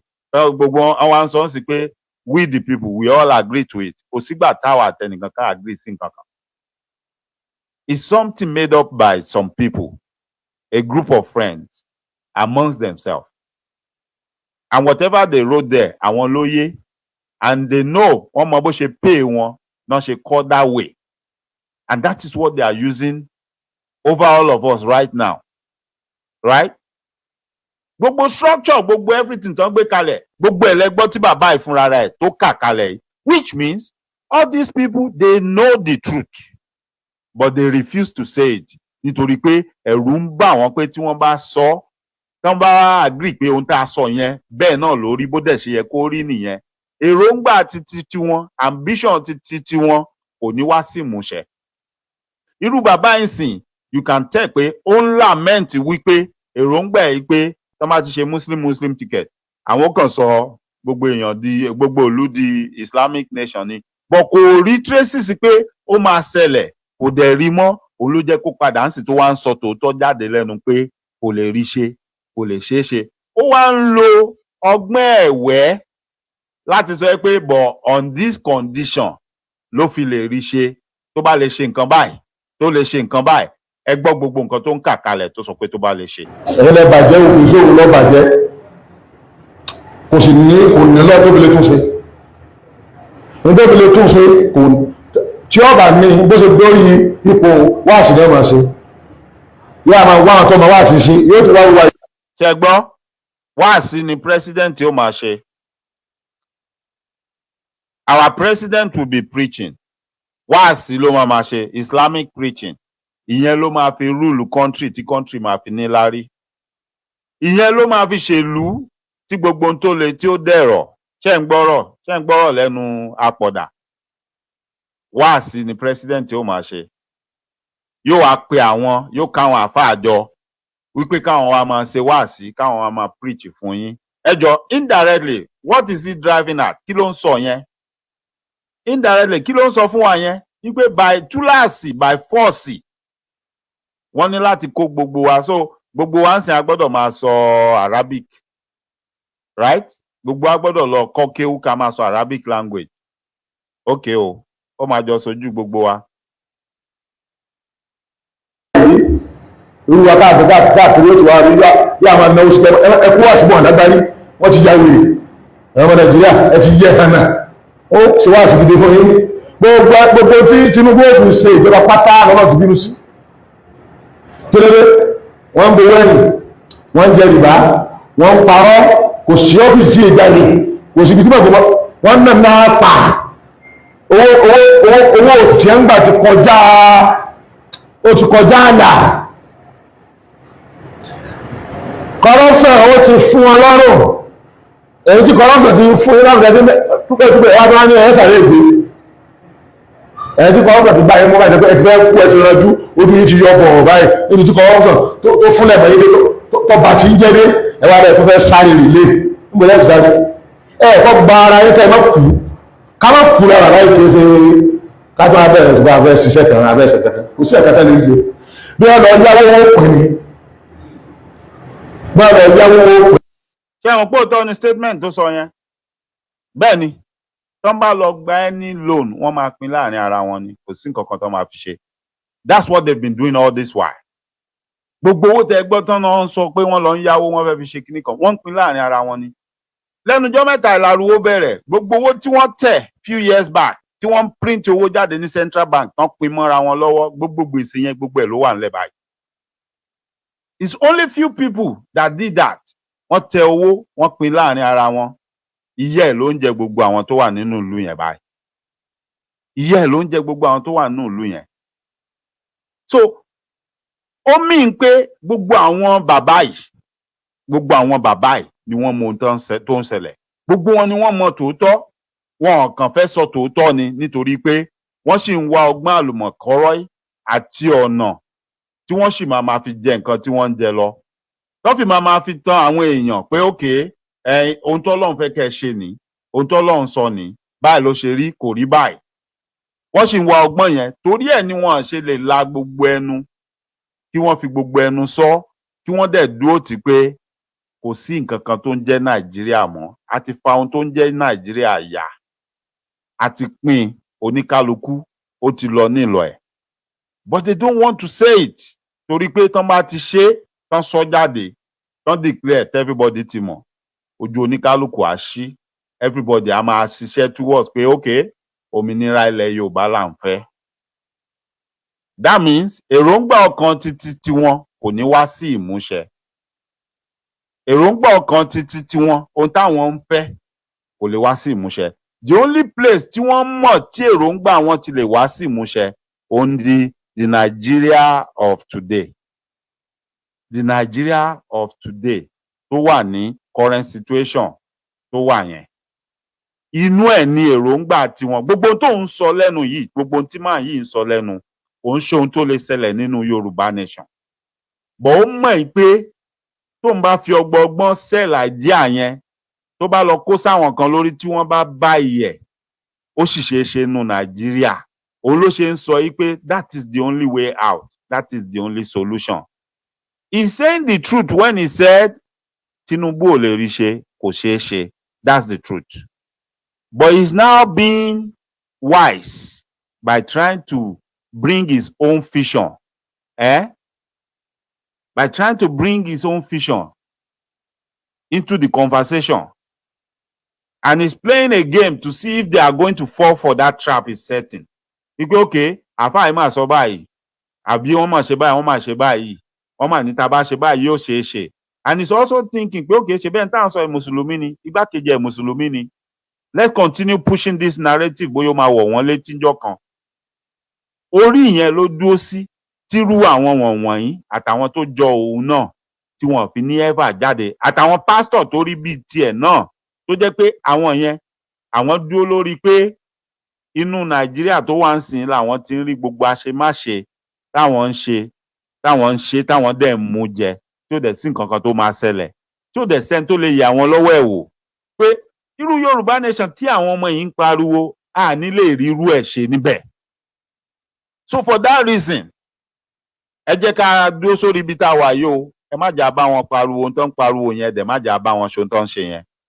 I bet you and I can promise you some of them gan tí ojú bá po fírí tán bá ráàyè wọ́n á máa sọ fọ́mọ ìjọba wọn pé ẹ má bá wọn dá sọ̀rọ̀ Yorùbá nation tí wọ́n ń sọ yẹn. Ẹ má bá wọn participate ń bẹ̀. But fún àwọn èèyàn tí ò lè dánú rò fún àwọn tí wọn kì í ní àròjinlẹ̀ wọn wá ní rò pé okay why tí wọn fẹ́ jẹ́ ká bá wọn dá sí nínú gbogbo option tó wà nílẹ̀ nínú gbogbo nǹkan tí wọ́n ń ṣe láyé pé èèyàn máa ń try nǹkan kò sí option tá à tí ì try. The only option tá à tí ì try òun náà ni pé kán pín kó ní kálukú máa lọ lọ́tọ̀ọ̀tọ̀ kí Yorùbá lọ dálú ẹ̀ ṣe.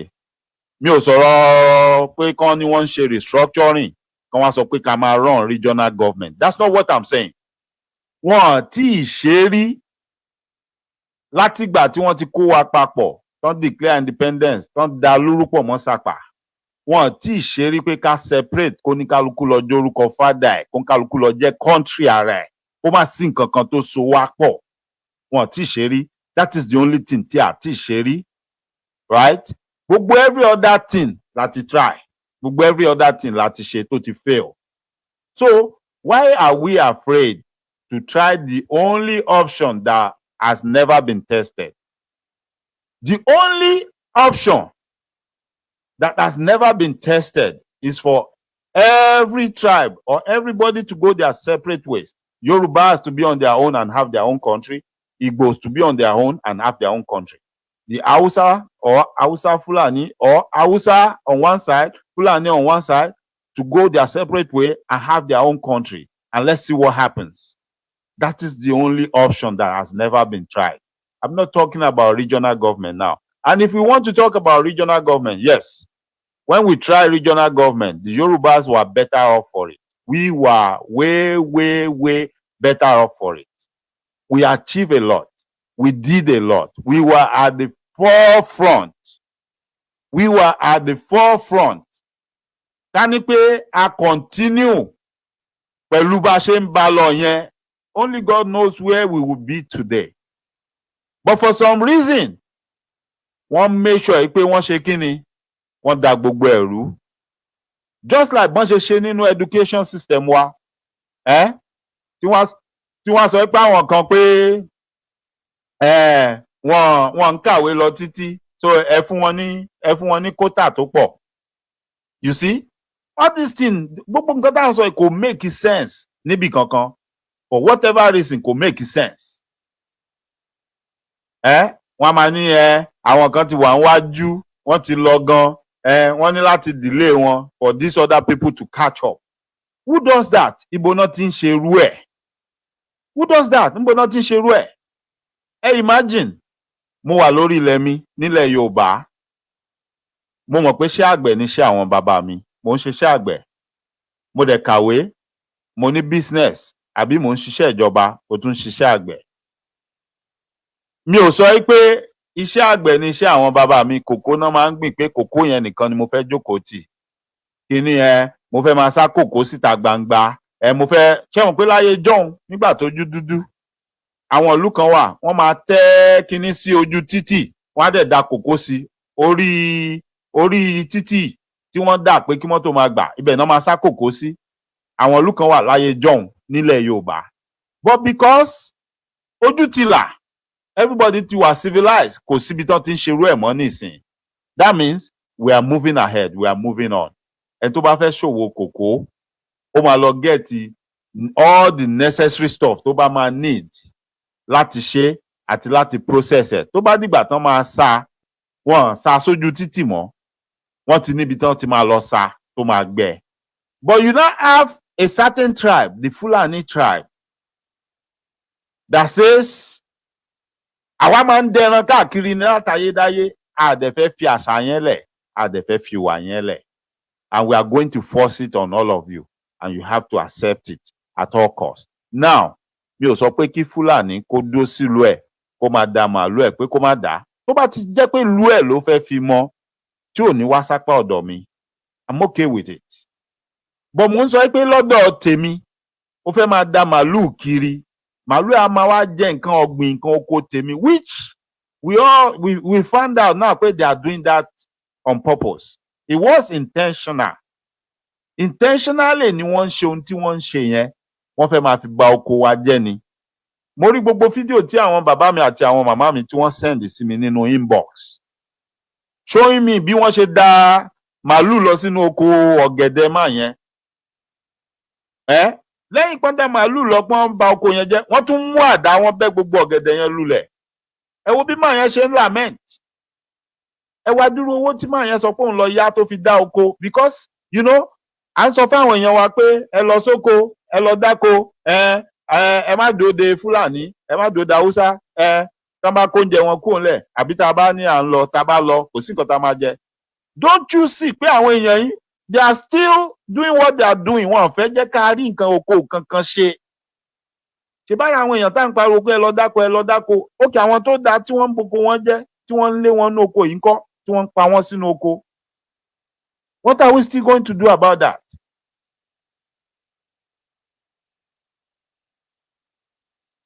Bí mo ṣe ń tú fọ́nrán máa yìí play, mo fẹ́ jẹ́ tó bá débẹ̀ máa dá dúró, máa sọ̀rọ̀ lórí ẹ̀. Mo fẹ́ jẹ́ kẹ́ tẹ́tí sí kinní kan ọmọ Yorùbá.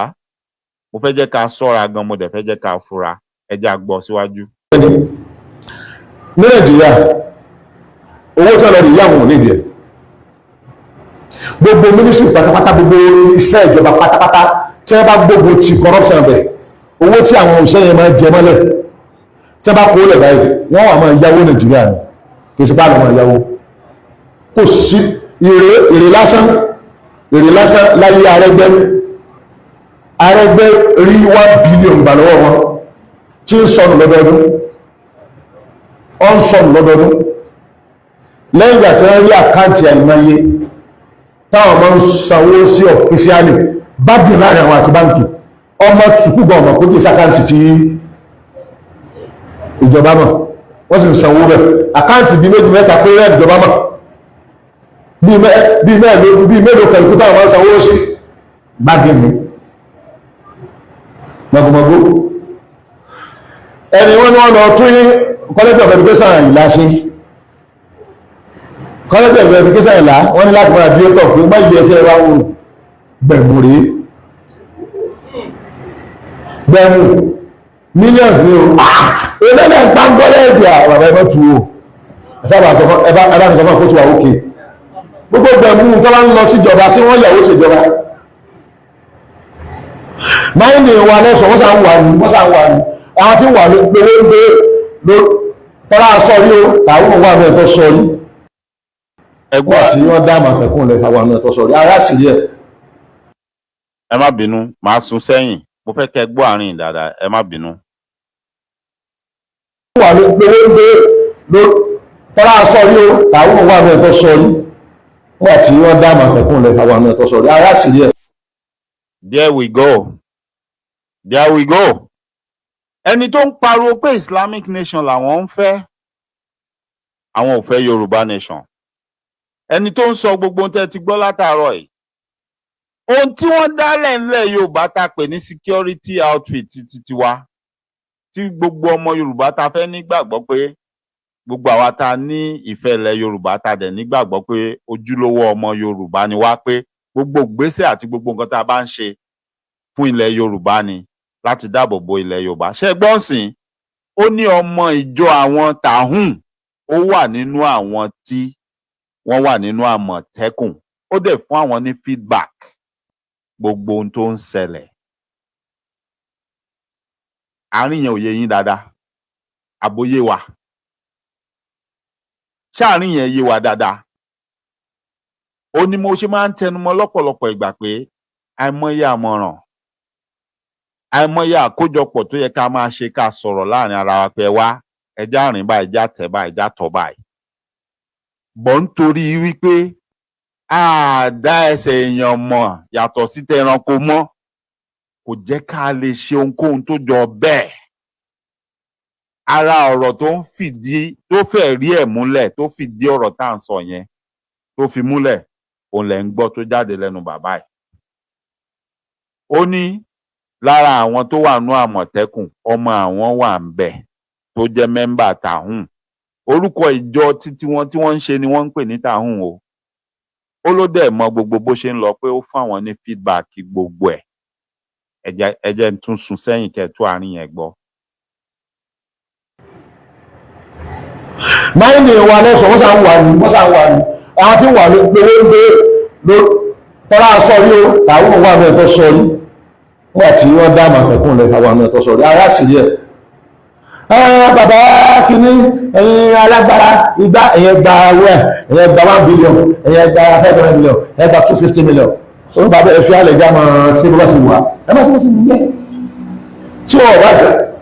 Tí wọ́n bá gba bribe yẹn, owó tó máa rí ń bẹ̀ wọ́n lè fi ṣe gbogbo pọ́jẹ́ẹ̀tì Ọ̀ṣun 1/3 rẹ̀ àkó sì jì wọ́n sì survive kó lè jì wọ́n survive kó lè sígẹ́ni kí a lè jì.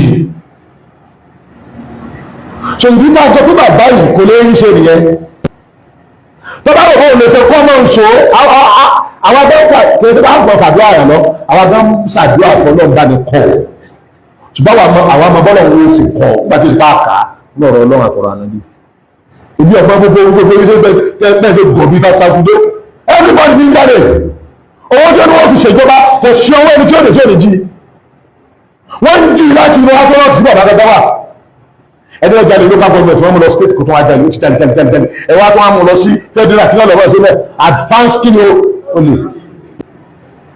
ẹwà ní fight gbogbo lọ́dọ̀ àdá yẹn àwọn gómìnà tó ti jẹ gómìnà gómìnà àṣẹ ní mínísítà mọ́ gómìnà àwọn ní ọmọ olè dájú gómìnà àṣẹ mínísítà mọ́ àgbọ̀rọ̀ ní lábùjá mọ́ kódà máa ṣe sẹ́nẹ́tọ̀ iṣẹ́ sẹ́nẹ́tọ̀ ni wọ́n ṣe tẹ́ ń pé owó tẹ́ ó wà kọ̀ọ̀bẹ́lẹ́tì pẹ́ ń pé owó ju pé ẹ̀ ń ṣòfin lọ aráyé ẹlẹ́kùn mo fẹ́ bí léèrè ṣé nítorí òfin tẹ́fẹ́ lọ rẹ̀ ṣe ni wọ́n fi ń lọ nẹ́ẹ̀fì ń sọ bí ádìbò fáwọn nẹ́ẹ̀fì ń dà láàmú ẹjọ́ wọ́n fi ń bẹ̀rẹ̀ pé ọgbẹ́lẹ̀ ṣòfin ni tó fún mi àbòwò ìbùdó á ní ọ̀dà nù ṣé ìbùdó ìtẹ̀rù ní ọ̀dà nù ọmọ ìyá mi ò ní ọ̀tẹ̀ Tinubu ní o mi ò sì lè ní ẹsẹ̀ ọgbọ́n ọdá ju Peter lọ́rọ̀ ó lè dájú òbí lọ wà láì tàbí mọ́ tó kò wà láì àìlè rí ṣe rẹ̀ mọ́ tó bẹ́ẹ̀ mọ́ fẹ́ fọ́fẹ́ kìí pé bẹ́ẹ̀nú ẹ̀ kó wọ́n fẹ́ sí kò lè ṣe ni o bí rẹ̀ mi tó wá láti sọ fún kò lè ṣe àfi tí wọ́n bá lè gbọ́ràn tí wọ́n wà ṣe bàbá Tinubu yóò tú àwọn yẹn dànù yóò àkáwọn yẹn mí tuntun wá. ẹ gbọ́ àárín dáadáa o ẹ máa gbọ́ suggestion ẹ o now ẹ notice pé gbogbo ohun tó ń sọ pátápátá ó ń gbé èròǹgbà tiẹ̀ ohun tó ń fẹ́ kó ṣẹlẹ̀ bó ṣe fẹ́ kí nǹkan rí that Islamic nation tẹ́rí tó pariwo ńgbà kan tó ti torí ẹ̀ kó àwọn ọmọ kéékèèké tí ò ìmọkùnrin jọ tó ní kán máa ṣépè kán sọ pé wọn lè rílẹ̀ Yorùbá gbà kán máa gbàdúrà pé Islamic nation làwọn máa gbà ẹ rí i pé èròǹgbà yẹn náà ló wà lọ́kàn tó ní. And that is what a lot of them are doing. Àti àwọn ṣẹwárí àwọn tó jẹ́ Christian nínú wọn torí tẹ́ bá wo gbogbo ohun tó kà kalẹ̀ gbogbo ẹ̀sùn tó kalẹ̀ yìí wọ́n ń jẹ́ owó kó right wọ́n ń jẹ́ owó òlú kó wọ́n inflate figures wọ́n ń divert owó ìjọba sí private account ẹ jọ àwọn wo ló ń commit atrocity yẹn ló ń ṣe gbogbo ohun tó sọ are they not Christians and Muslims? Ṣé kìí ṣe Muslim àti Christian làwọn tó ń ṣe gbogbo àṣemáṣe ni because mi ò tí ì rí anybody tí wọ́n yàn ní governor minister àbí commissioner àbí special adviser rí tán sọ pé kó wá búra tó ní ẹgbẹ́ Ògún wá tó ní ẹgbẹ́ Ṣàngó wá òun ni mo fẹ́ fi búra no most of them Kùránì àti Bible ni wọ́n fi ń búra so what are we talking about? Ẹnujọ́ mẹ́ta yìí kí Ọlọ́run fi ọ̀run kẹ́ ẹni tí ó ti dolóògbé tó ti lọ ẹ wo arákùnrin ọ̀gá báǹkì tí ó ṣaláìsí yẹn ẹ wo oríṣiríṣi àṣírí ẹ wo oríṣiríṣi ọ̀rọ̀ tá a gbọ́ ẹ wo oríṣiríṣi nǹkan tí wọ́n tú síta these are the so-called Christians and the daddy geos look at all the atrocities they are committing. Tá a bá ń sọ̀rọ̀ tá a bá ní wọ́n jọ bàálù yẹn jẹ́ wọ́n jọ ṣe gbogbo tó wà ń bẹ̀ ni àwọn èèyàn máa wò wá wípé kí ni àwọn ọmọ yìí ń sọ wọn mọ̀ nǹkan tó ń sọ ẹlòmíì á máa ṣépè fún ìrandíran ẹ̀ á lóun ń sọ̀rọ̀ sí wa wọn mọ̀ pé ń fi orí ara wọn gégùn ni iṣẹ́ tí Elédùmarè rán wa là ń jẹ́ bó ṣe torí báìbù tó bìlífù nú ẹ̀ yẹn bí wọ́n ṣe kọ́ síbẹ̀ pé láyé ìgbà kan Ọlọ́run máa ń rán àwọn wòlíì kan pé kán lọ jíṣẹ́ tí wọ́n pé ńgbà yẹn ọba ni wọ́n ń lò wọ́n lo gọ́fúnà wọ́n lo president Ọlọ́run á wá rán wòlíì á gbé wòlíì dìde pé lọ sọ fún ọba yìí bí gbogbo èèyàn ṣe bẹ̀rù ẹ̀ tó bó ṣe tó yẹn lọ sọ fún pé èmi Ọ̀rànmọníṣẹ́ Fáyàtì ni mo rán ẹ pé mo ní kó sọ fún báyìí bí ó ṣe rí fún rèé lélẹ́yìí tí ọ̀pọ̀lọpọ̀ àwọn tí ẹ̀ ń pè ní wòlíì nísìnyí tí wọ́n lè ṣe ara àwọn tó ń ṣe o ẹ má get me wrong o ara àwọn tí wọ́n ń ṣe àdẹ̀gbà fún wọn torí irọ́ ò dáa ara àfáà tó sì ń ṣe dáadáa àdẹ̀rí wòlíì tó ń ṣe dáadáa bọ̀ púpọ̀ àwọn tó wà lókè tí wọ́n ń kágbádá kiri tí wọ́n ń kó pléènì jẹ́ẹ̀tì mọ́tò káàkiri wọ̀nyí irọ́ ló kúnnú wọn irọ́ ni wọ́n ń pa àwọn yẹn dẹ̀ lẹ́ ń tò sí forefront tẹ́ ń pè lólórí tẹ́ ń pè láṣáájú nínú ẹ̀sìn. Wọ́n dẹ̀ kún ara major problem tá a ní. Ẹni tó ń sọ̀rọ̀ yìí tó pèrè ẹ̀ láàfáà yìí, gbogbo ẹ̀sùn tó kàálẹ̀ yìí tó sọ pé wọ́n ń ṣe, I can bet you tá a bá rí nínú ọmọ ìjọ títí ẹ̀ náà tó ń ṣiṣẹ́ ìjọba, ààrẹ yìí tó ti jí owó rí tó jẹ́ pé nínú owó yẹn wọ́n ti fún òun náà tó ti gbà tó ti kí gbapò. Just like bá a ṣe ti rí títí àwọn yẹn táwọn àṣírí kan ń tú lẹ́nu ọjọ́ mẹ́ta yìí. Mo ti máa ń sọ̀rọ̀ yẹn tipẹ́tipẹ́. Mo ní bẹ́ẹ̀mi náà bá pera mi ní olórí ẹlẹ́sìn tí bá wà nínú ilé ìjọsìn mi, tí mo wá rí i pé nínú àwọn ọmọ tó ń jọ́sìn lábẹ́ mi, ara àwọn tí wọ́n wà ń de owó ìlú ni wọ́n wà ń bẹ̀. Dẹ̀ ń jí owó yẹn tí mo dẹ̀ mọ̀. Èmi náà lè sọ pé Ọlọ́run sọ fún mi pé ẹnìkan wà níbi tí ó fún mi $1 billion. Torí mo ti mọ̀ pé ẹni tó jí irú owó yẹn tó jù bẹ́ẹ̀ lọ ó wà láàrin wọn. Tí bá sì sọ pé Ọlọ́run ní kó fún mi, tó dẹ̀ ti wà gọ́líbù, mo mọ̀ pé ó máa fún mi náà. Àwọn dìndìnrín kan wá dìde wọn máa pàtẹ́wọ́. Wọ́n ń tojú yíyàn yín lẹ́bọ. Wọ́n fi yín dúnàádúrà, wọ́n ń bọjọ́ ọ̀la àwọn ọmọ jẹ́, àwọn ọmọ tí a ti bí. Ẹ̀dẹ̀ ní ká dákẹ́, ẹ̀dẹ̀ ní ká má parọ́ pé no, the right thing, the best option, the only viable option, òun là ń fẹ́, àfẹ́ ní other option. Àfẹ́ ní other option. So gbogbo wọn ni wọ́n mọ tòótọ́, gbogbo wọn náà mọ tó ń ṣẹlẹ̀, gbogbo wọn náà mọ tòótọ́ tó wà ń di ọ̀rọ̀ yìí. But they are not ready to say it torí pé they are waiting for one thing or the other, nǹkan táwọn náà fẹ́ ṣe àbí tán fẹ́ gain. Bí ẹnìkan ṣe sọ pé ambition tòun ni láti di ààrẹ, right? Ó dẹ̀ ti di ààrẹ ńsìn. Irú ẹni tá à ń gbọ́ tó ń sọ̀rọ̀ ńsìn, ambition tiẹ̀ ni pé kán sọ gbogbo èèyàn di mùsùlùmí, kán dẹ̀ máa lo òfin mùsùlùmí everywhere. Ó dẹ̀ jẹ́ pé mùsùlùmí ló máa lead everything. Èmi kọ́ mo sọ bẹ́ẹ̀, òun ló sọ bẹ́ẹ̀ jáde lẹ́nu ẹ̀. Èmi kọ́ ni mo sọ, òun ló sọ, gbogbo àjọgbọ́ ni. That is why òun ò fi ní support Yoruba nation. Ó lè má sọ pé reason òun nìyẹn, but it's not far-fetched. That is his only reason for not supporting pé ilẹ̀ Yorùbá ní láti gbòmìnira. Ẹ jẹ́ ń darapọ̀ mọ́ àwọn tó ń sọ pé kílẹ̀ Yorùbá gbòmìnira. Mo tún repeat, aláwọn àfáà láàrin wa, right? Tí wọ́n ti ń represent sect yẹn pé okay, as Muslims, àwa máa darapọ̀ mọ́ nítorí pé kílẹ̀ Yorùbá gbòmìnira là ń fẹ́. You see, nínú gbogbo nǹkan, mo lè pèèyàn ṣàkíyèsí nǹkan o, mo lè sọ̀rọ̀ sí yàn o, but ìyẹn ò mí pé mi ò respect ẹ o. Àfáà Abdulhakeem Ọládọ́gba tí ọ̀pọ̀lọpọ̀ ń pè ní àfáà oníláwà ní pupa, mo respect máa yẹn dákú. Mo respect ẹ for that reason. Wípé for somebody to see pé báyìí ni kìíní rí, and for somebody to come out and say the truth, kó dẹ̀ má tijú, kó dẹ̀ má wò pé bóyá bákan, and to be speaking out when it is necessary, mo respect wọn fún yẹn. Mo respect wọn fún yẹn. Not like all these ones tí wọ́n máa parọ́ fáwọn èèyàn nítorí pé àwọn tún ní èròǹgbà míì nínú. Like I said before, ọmọ Yorùbá ni wá, ilẹ̀ Yorùbá la wà. Ẹ wo, bó bá jẹ́ lórí flag wa, iṣu gangan tó jẹ́ iṣu Yorùbá, òun la fẹ́ fi ṣe symbol tó wà ń bẹ̀. Ẹ má listen sí aláya anybody tó bá ń sunkún, tó bá ń pariwo. Because that is a symbol from our land, from where we were born. Anything we choose should have something to do with our land. It should be indigenous.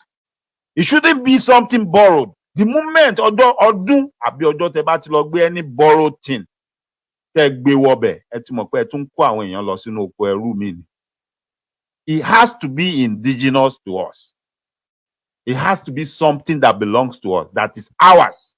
I don't know what it is you are going to choose at the end of the day, but whatever it's going to be, it has to be something that actually belongs to us in Yoruba land and nothing else. So gbogbo ariwo kan yọ orí olókun kúrò, kan gbé kinní kan kúrò. See, some people might be having idea now pé bóyá àwọn máa lọ kó àwọn star randanrandan kan àtàwọn symbol randanrandan kan wá láti ibì kan pé kan wá kó síbẹ̀.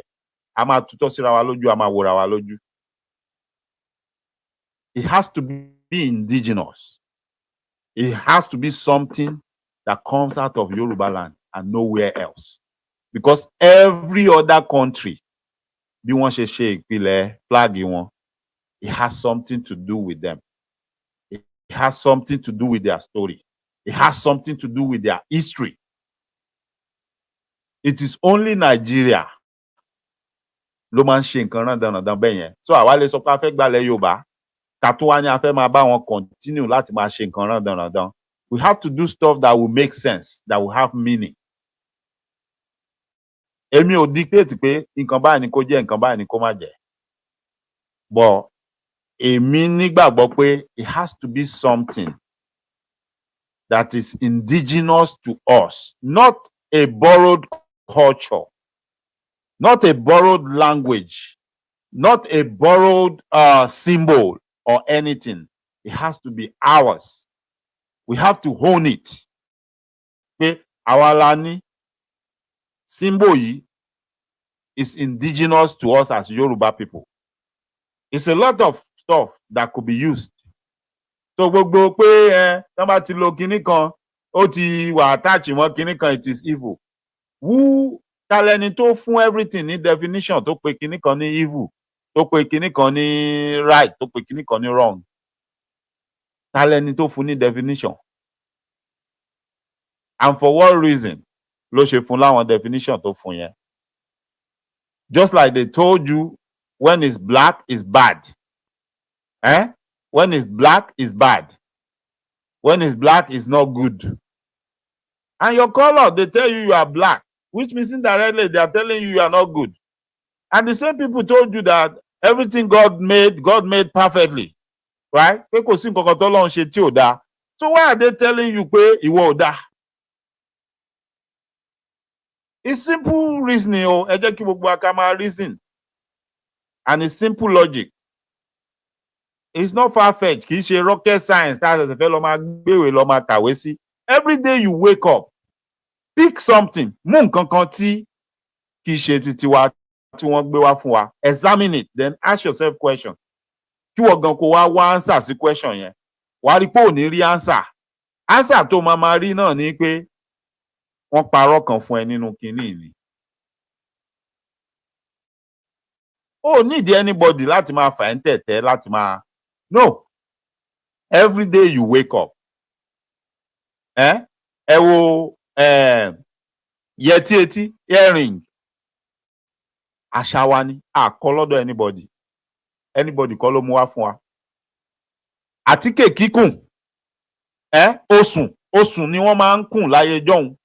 Ẹ̀yin màámi tẹ́ wà nú ilé, gbogbo ẹ̀yin màámi àgbàlagbà ẹ jọ̀ọ́, ẹ máa bá mi kọ wọ́n síbẹ̀ torí mo lè má rántí gbogbo ẹ̀. Wọ́n ń kun làálì, wọ́n ń kun osùn. Tán bá kun làálì sára, kò sí makeup tó fine tó, gbogbo ẹnu ni mo fi sọ. Tán bá kun làálì sára, kò sí makeup tó fine tó, gbogbo ẹnu ni mo fi sọ. Tó bá rẹ̀ ẹni tó mọ̀ kùn tán bá kùn. But you see, these people came, they saw all these things with us. They took the idea back to their land. Then they made a fake. They remanufacture everything and they are selling it back to you, and you are buying it at exorbitant prices while you rejected your own. Your own. Look at all your children now. They are drawing tattoos on their body. They are piercing their nose, piercing their ears. Don't our ancestors do such in the past? They did. But they did it moderately. You see, anything original would be moderate because it will be controlled. And it will be done based on understanding. That is why when you see people that doesn't know about Isheshe, they will go into it. Those are the ones you will see doing all this rubbish, all this irrelevant stuff, because they really don't understand it. They are bringing other people's culture and other people's idea into our culture. And then they turn around and say, ilẹ̀ Yorùbá ni, bọ́n ṣe máa ń ṣe nìyẹn. No. Ilẹ̀ Yorùbá kọ́, bọ́n ṣe máa ń ṣe kọ́ yẹn. And if you want to talk about ayé tí àwọn ọba jẹ láyé jọ́hun, àti bọ́n ṣe máa ń sọ pé kán lọ ṣe kinní kan fẹ́nìkan nídìí Ògún kán lọ ṣe gbàṣàwò. Mo ti sọ, anybody that wants to challenge me, I'm waiting, I'm ready to have that debate. I will sit down with you. Tell me the year. Tell me what year you want to pick and talk about. And I will tell you, àwọn ìlú tó ń pọ́nlé yẹn tó ń gbé gẹ́gẹ́gẹ́gẹ́. Èmi á wá lọ kó rẹ́kọ̀dù jáde wá fún ẹ. Màá wá fi yé ẹ pé that same period of time tó ń condemn àwọn ancestors tiẹ̀, àwọn tó ń gbé gẹ́gẹ́gẹ́gẹ́ tó láwọn náà dà yẹn, the atrocities they were committing then ó le ju ti àwọn baba ńlá baba tiẹ̀ tó ń condemn yẹn lọ. Ìdálù níṣèlú, bójú ṣe dúdú bí nǹkan ṣe rí ńgbà yẹn ni wọ́n ṣe ń act. Ọ̀pọ̀lọpọ̀ àwọn tí ẹ máa ń gbọ́ tí wọ́n máa ń sọ pé wọ́n ní kán lọ ṣe kinní kan fún wọn sídìí Ògún, they are prisoners. Ẹlẹ́ṣẹ̀ ni wọ́n. Even up to date, wọ́n sì ń ṣe káàkiri àwọn ìlú kan. Ìbáwọn kan wọ́n sì ń hangi àwọn èèyàn, àbí ṣé wọ́n ń ṣe ni? Àwọn kan sì wà lórí pé wọ́n ń gé àwọn èèyàn lọ́wọ́, wọ́n ń gé wọn lẹ́sẹ̀, wọ́n ń gé ìka. Right? Go and see, ẹ lọ wo nǹkan tó ń ṣe ní Britain. Láyé jọ́hun. Even in America. All of them have their past. All of them have their past. Ẹ wo argument tó tún ti bẹ̀rẹ̀ lẹ́nu ọjọ́ mẹ́ta. Ọ̀dọ̀ èmi ti gbọ́ yẹn tẹ́lẹ̀. Mo ti máa ń dọ̀ra ń sọ. Mary Slessor, stop the killing of twins. That's a blatant lie. Mary Slessor didn't stop the killing of twins. No. Bọ́ńgbà tó bá understand history ẹ, tó mọ ibi tó ti ń bọ̀, tó mọ ibi tó ń lọ. Báwo ni wọ́n ṣe ní gbé rọ́lé ẹ lọ́wọ́ tó ṣe ní rà á tó ní gbà? It is only when you know what you need to know, then you can defend yourself and then you can defend, where you come from. But if you really don't understand, you don't know, then you take whatever anybody tells you. Ṣòro pé àjèjì tí ò fẹ́ jẹ́ kó mọrú èèyàn tó jẹ́, tí ò fẹ́ kó mọrú agbára tó ní, ṣòro pé ó máa wá sọ story ẹ̀ fún ẹ ní dáadáa ni. No, ó máa sọ yìí tí ò ní jẹ́ kó like ara ẹ fún ẹni náà. Bó ìwọ fúnra rẹ ni wàá lọ ṣàwárí tí wàá ṣèwádìí pé no, this is who I am. Ìwọ fúnra rẹ ni wàá challenge ẹ pé okay, you are talking about my ancestors, that they are not civil, right? They are not civilized, they are not civil. You call them whatever names you are calling them. But let's examine your own ancestors around the same time. Let's see what they were doing. You'll be surprised how all of them will run away from you. They don't want to listen.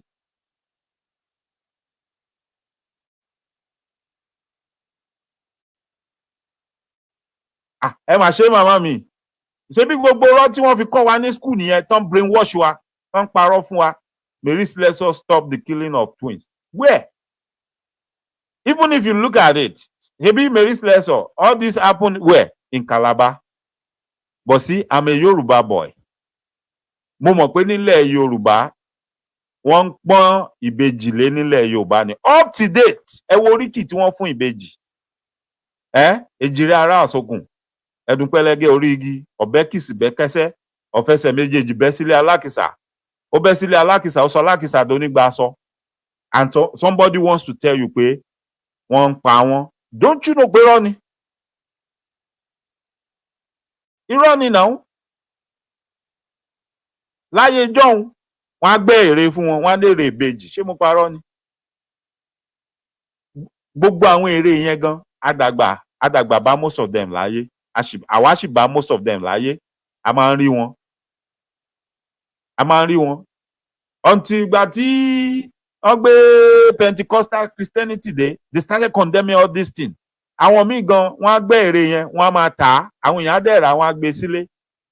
But Pentecostal Christianity came. They say, àwọn ẹ̀mí òkùnkùn, àwọn ẹ̀mí kìíní kan ló wà nínú ẹ̀. Then people start running away from such and throwing them away. But guess what? All those statues that you threw away or you are running away from, gbogbo wọn náà wà l'American bí ìtàn fi tó lé. Gbogbo ẹ̀ làwọn Americans fi tó lé sínú ilé wọn bí báyìí. Gbogbo ẹ̀ náà kó sínú museum wọn tí ò sí nǹkan kan tó ń ṣẹlẹ̀ ń bẹ̀. Could it be ṣé kì í ṣe kó má tiẹ̀ lọ jẹ́ pé gbogbo nǹkan tọ́lọ́run fi bless wa tá a dànù yẹn gan làwọn tán kó wá sílùú wọn tán fi ń wà bless.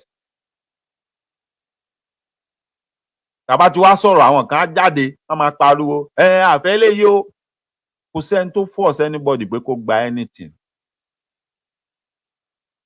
When that time arrives, let us all sit down and have a round table talk. One thing tèmi mọ̀ tó dájú ni pé I won't sit down there and watch you kó wá gbé culture oní culture àti tradition oní tradition kó wá ló fẹ́ gbélé wa lórí táwa dákẹ́. Ó dàbí ìtàn tán máa ń sọ ni ìtàn Asín pẹ̀lú Agẹmọ, right? Wọ́n lásín sọ pé òun làgbà, Agẹmọ lòun ni ẹ̀gbọ́n, right?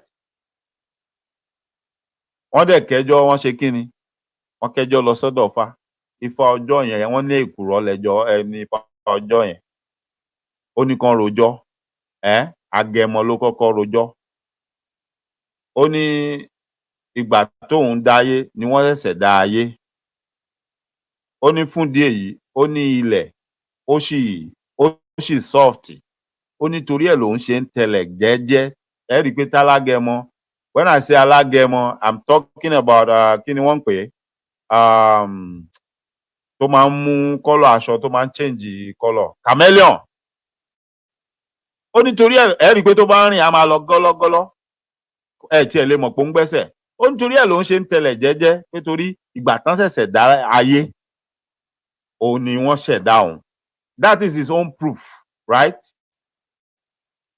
Now ìgbà tó kan Asín, wọ́n yá Asín, ó yá báwo ni tiẹ̀ ṣe jẹ́? Asín nígbà tóun dáyé kò tiẹ̀ sẹ́ni tó ṣẹ̀dá ayé rárá. Ó ní kò sí nǹkan tó ń jẹ́ ilẹ̀. Ó nígbà tí ìyá òun kú kò síbi tó máa sòkú ìyá òun sí. Òun wá ru òkú ìyá òun sórí. Òkú ìyá òun tóun rù sórí tóun gbé kiri. Ó lóun ni òórùn ara òun tí ẹ máa ń, ìwọ tó bá mọ nǹkan tó ń pè lépo Asín, wàá mọ̀ pé ko Asín ó máa ń rùn. Ó máa ń rùn gan.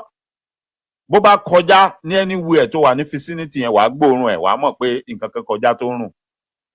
So based on evidence, ẹjọ́ táwọn méjèèjì rò, ó ti fojú hàn náà. Èèyàn kan sọ pé gbà tán ṣẹ̀ṣẹ̀ ṣẹ̀dá ayé, òun náà ṣẹ̀dá òun. Wípé ilẹ̀ sì soft, torí ẹ̀ lòun ṣe ń tẹ̀ jẹ́jẹ́. But the other one said no, kò tiẹ̀ sí nǹkan tó ń jẹ́ lẹ́yìn ìgbà tèmi dáyé. And gẹ́gẹ́ bí ẹ̀rí ọ̀rọ̀ mi, ìgbà tí ìyá òun kú, kò síbi tó máa sìn ìyá òun sí, òun lòun ṣe rù ú sórí, ó jẹrà mọ́ òun lára, òun lòórùn tí ọmọ aráyé máa ń gbọ́ lára òun. Tán bá ní kán dájọ́ yẹn, ẹjọ́ ti clear now. So tí a bá jọ jòkó tí wọ́n ló fẹ́ mú culture oní culture wa, ó fẹ́ wá gbé lé mi lórí, but I'm telling you pé no. Ilẹ̀ Yorùbá náà ń pè bíbáyìí, and this is our culture and tradition. O ò lè lọ gbé títàjèjì wá kó wá gbé lé mi lórí. Ẹnìkan máa ní right jura wọn lọ now, of course. Nítorí àwọn tó ní culture àti tradition tí wọ́n gbé wá yẹn, èmi ò lè lọ bẹ̀ kí n lọ sọ fún wọn pé kán wá change títí wọn, kán listen sí mi.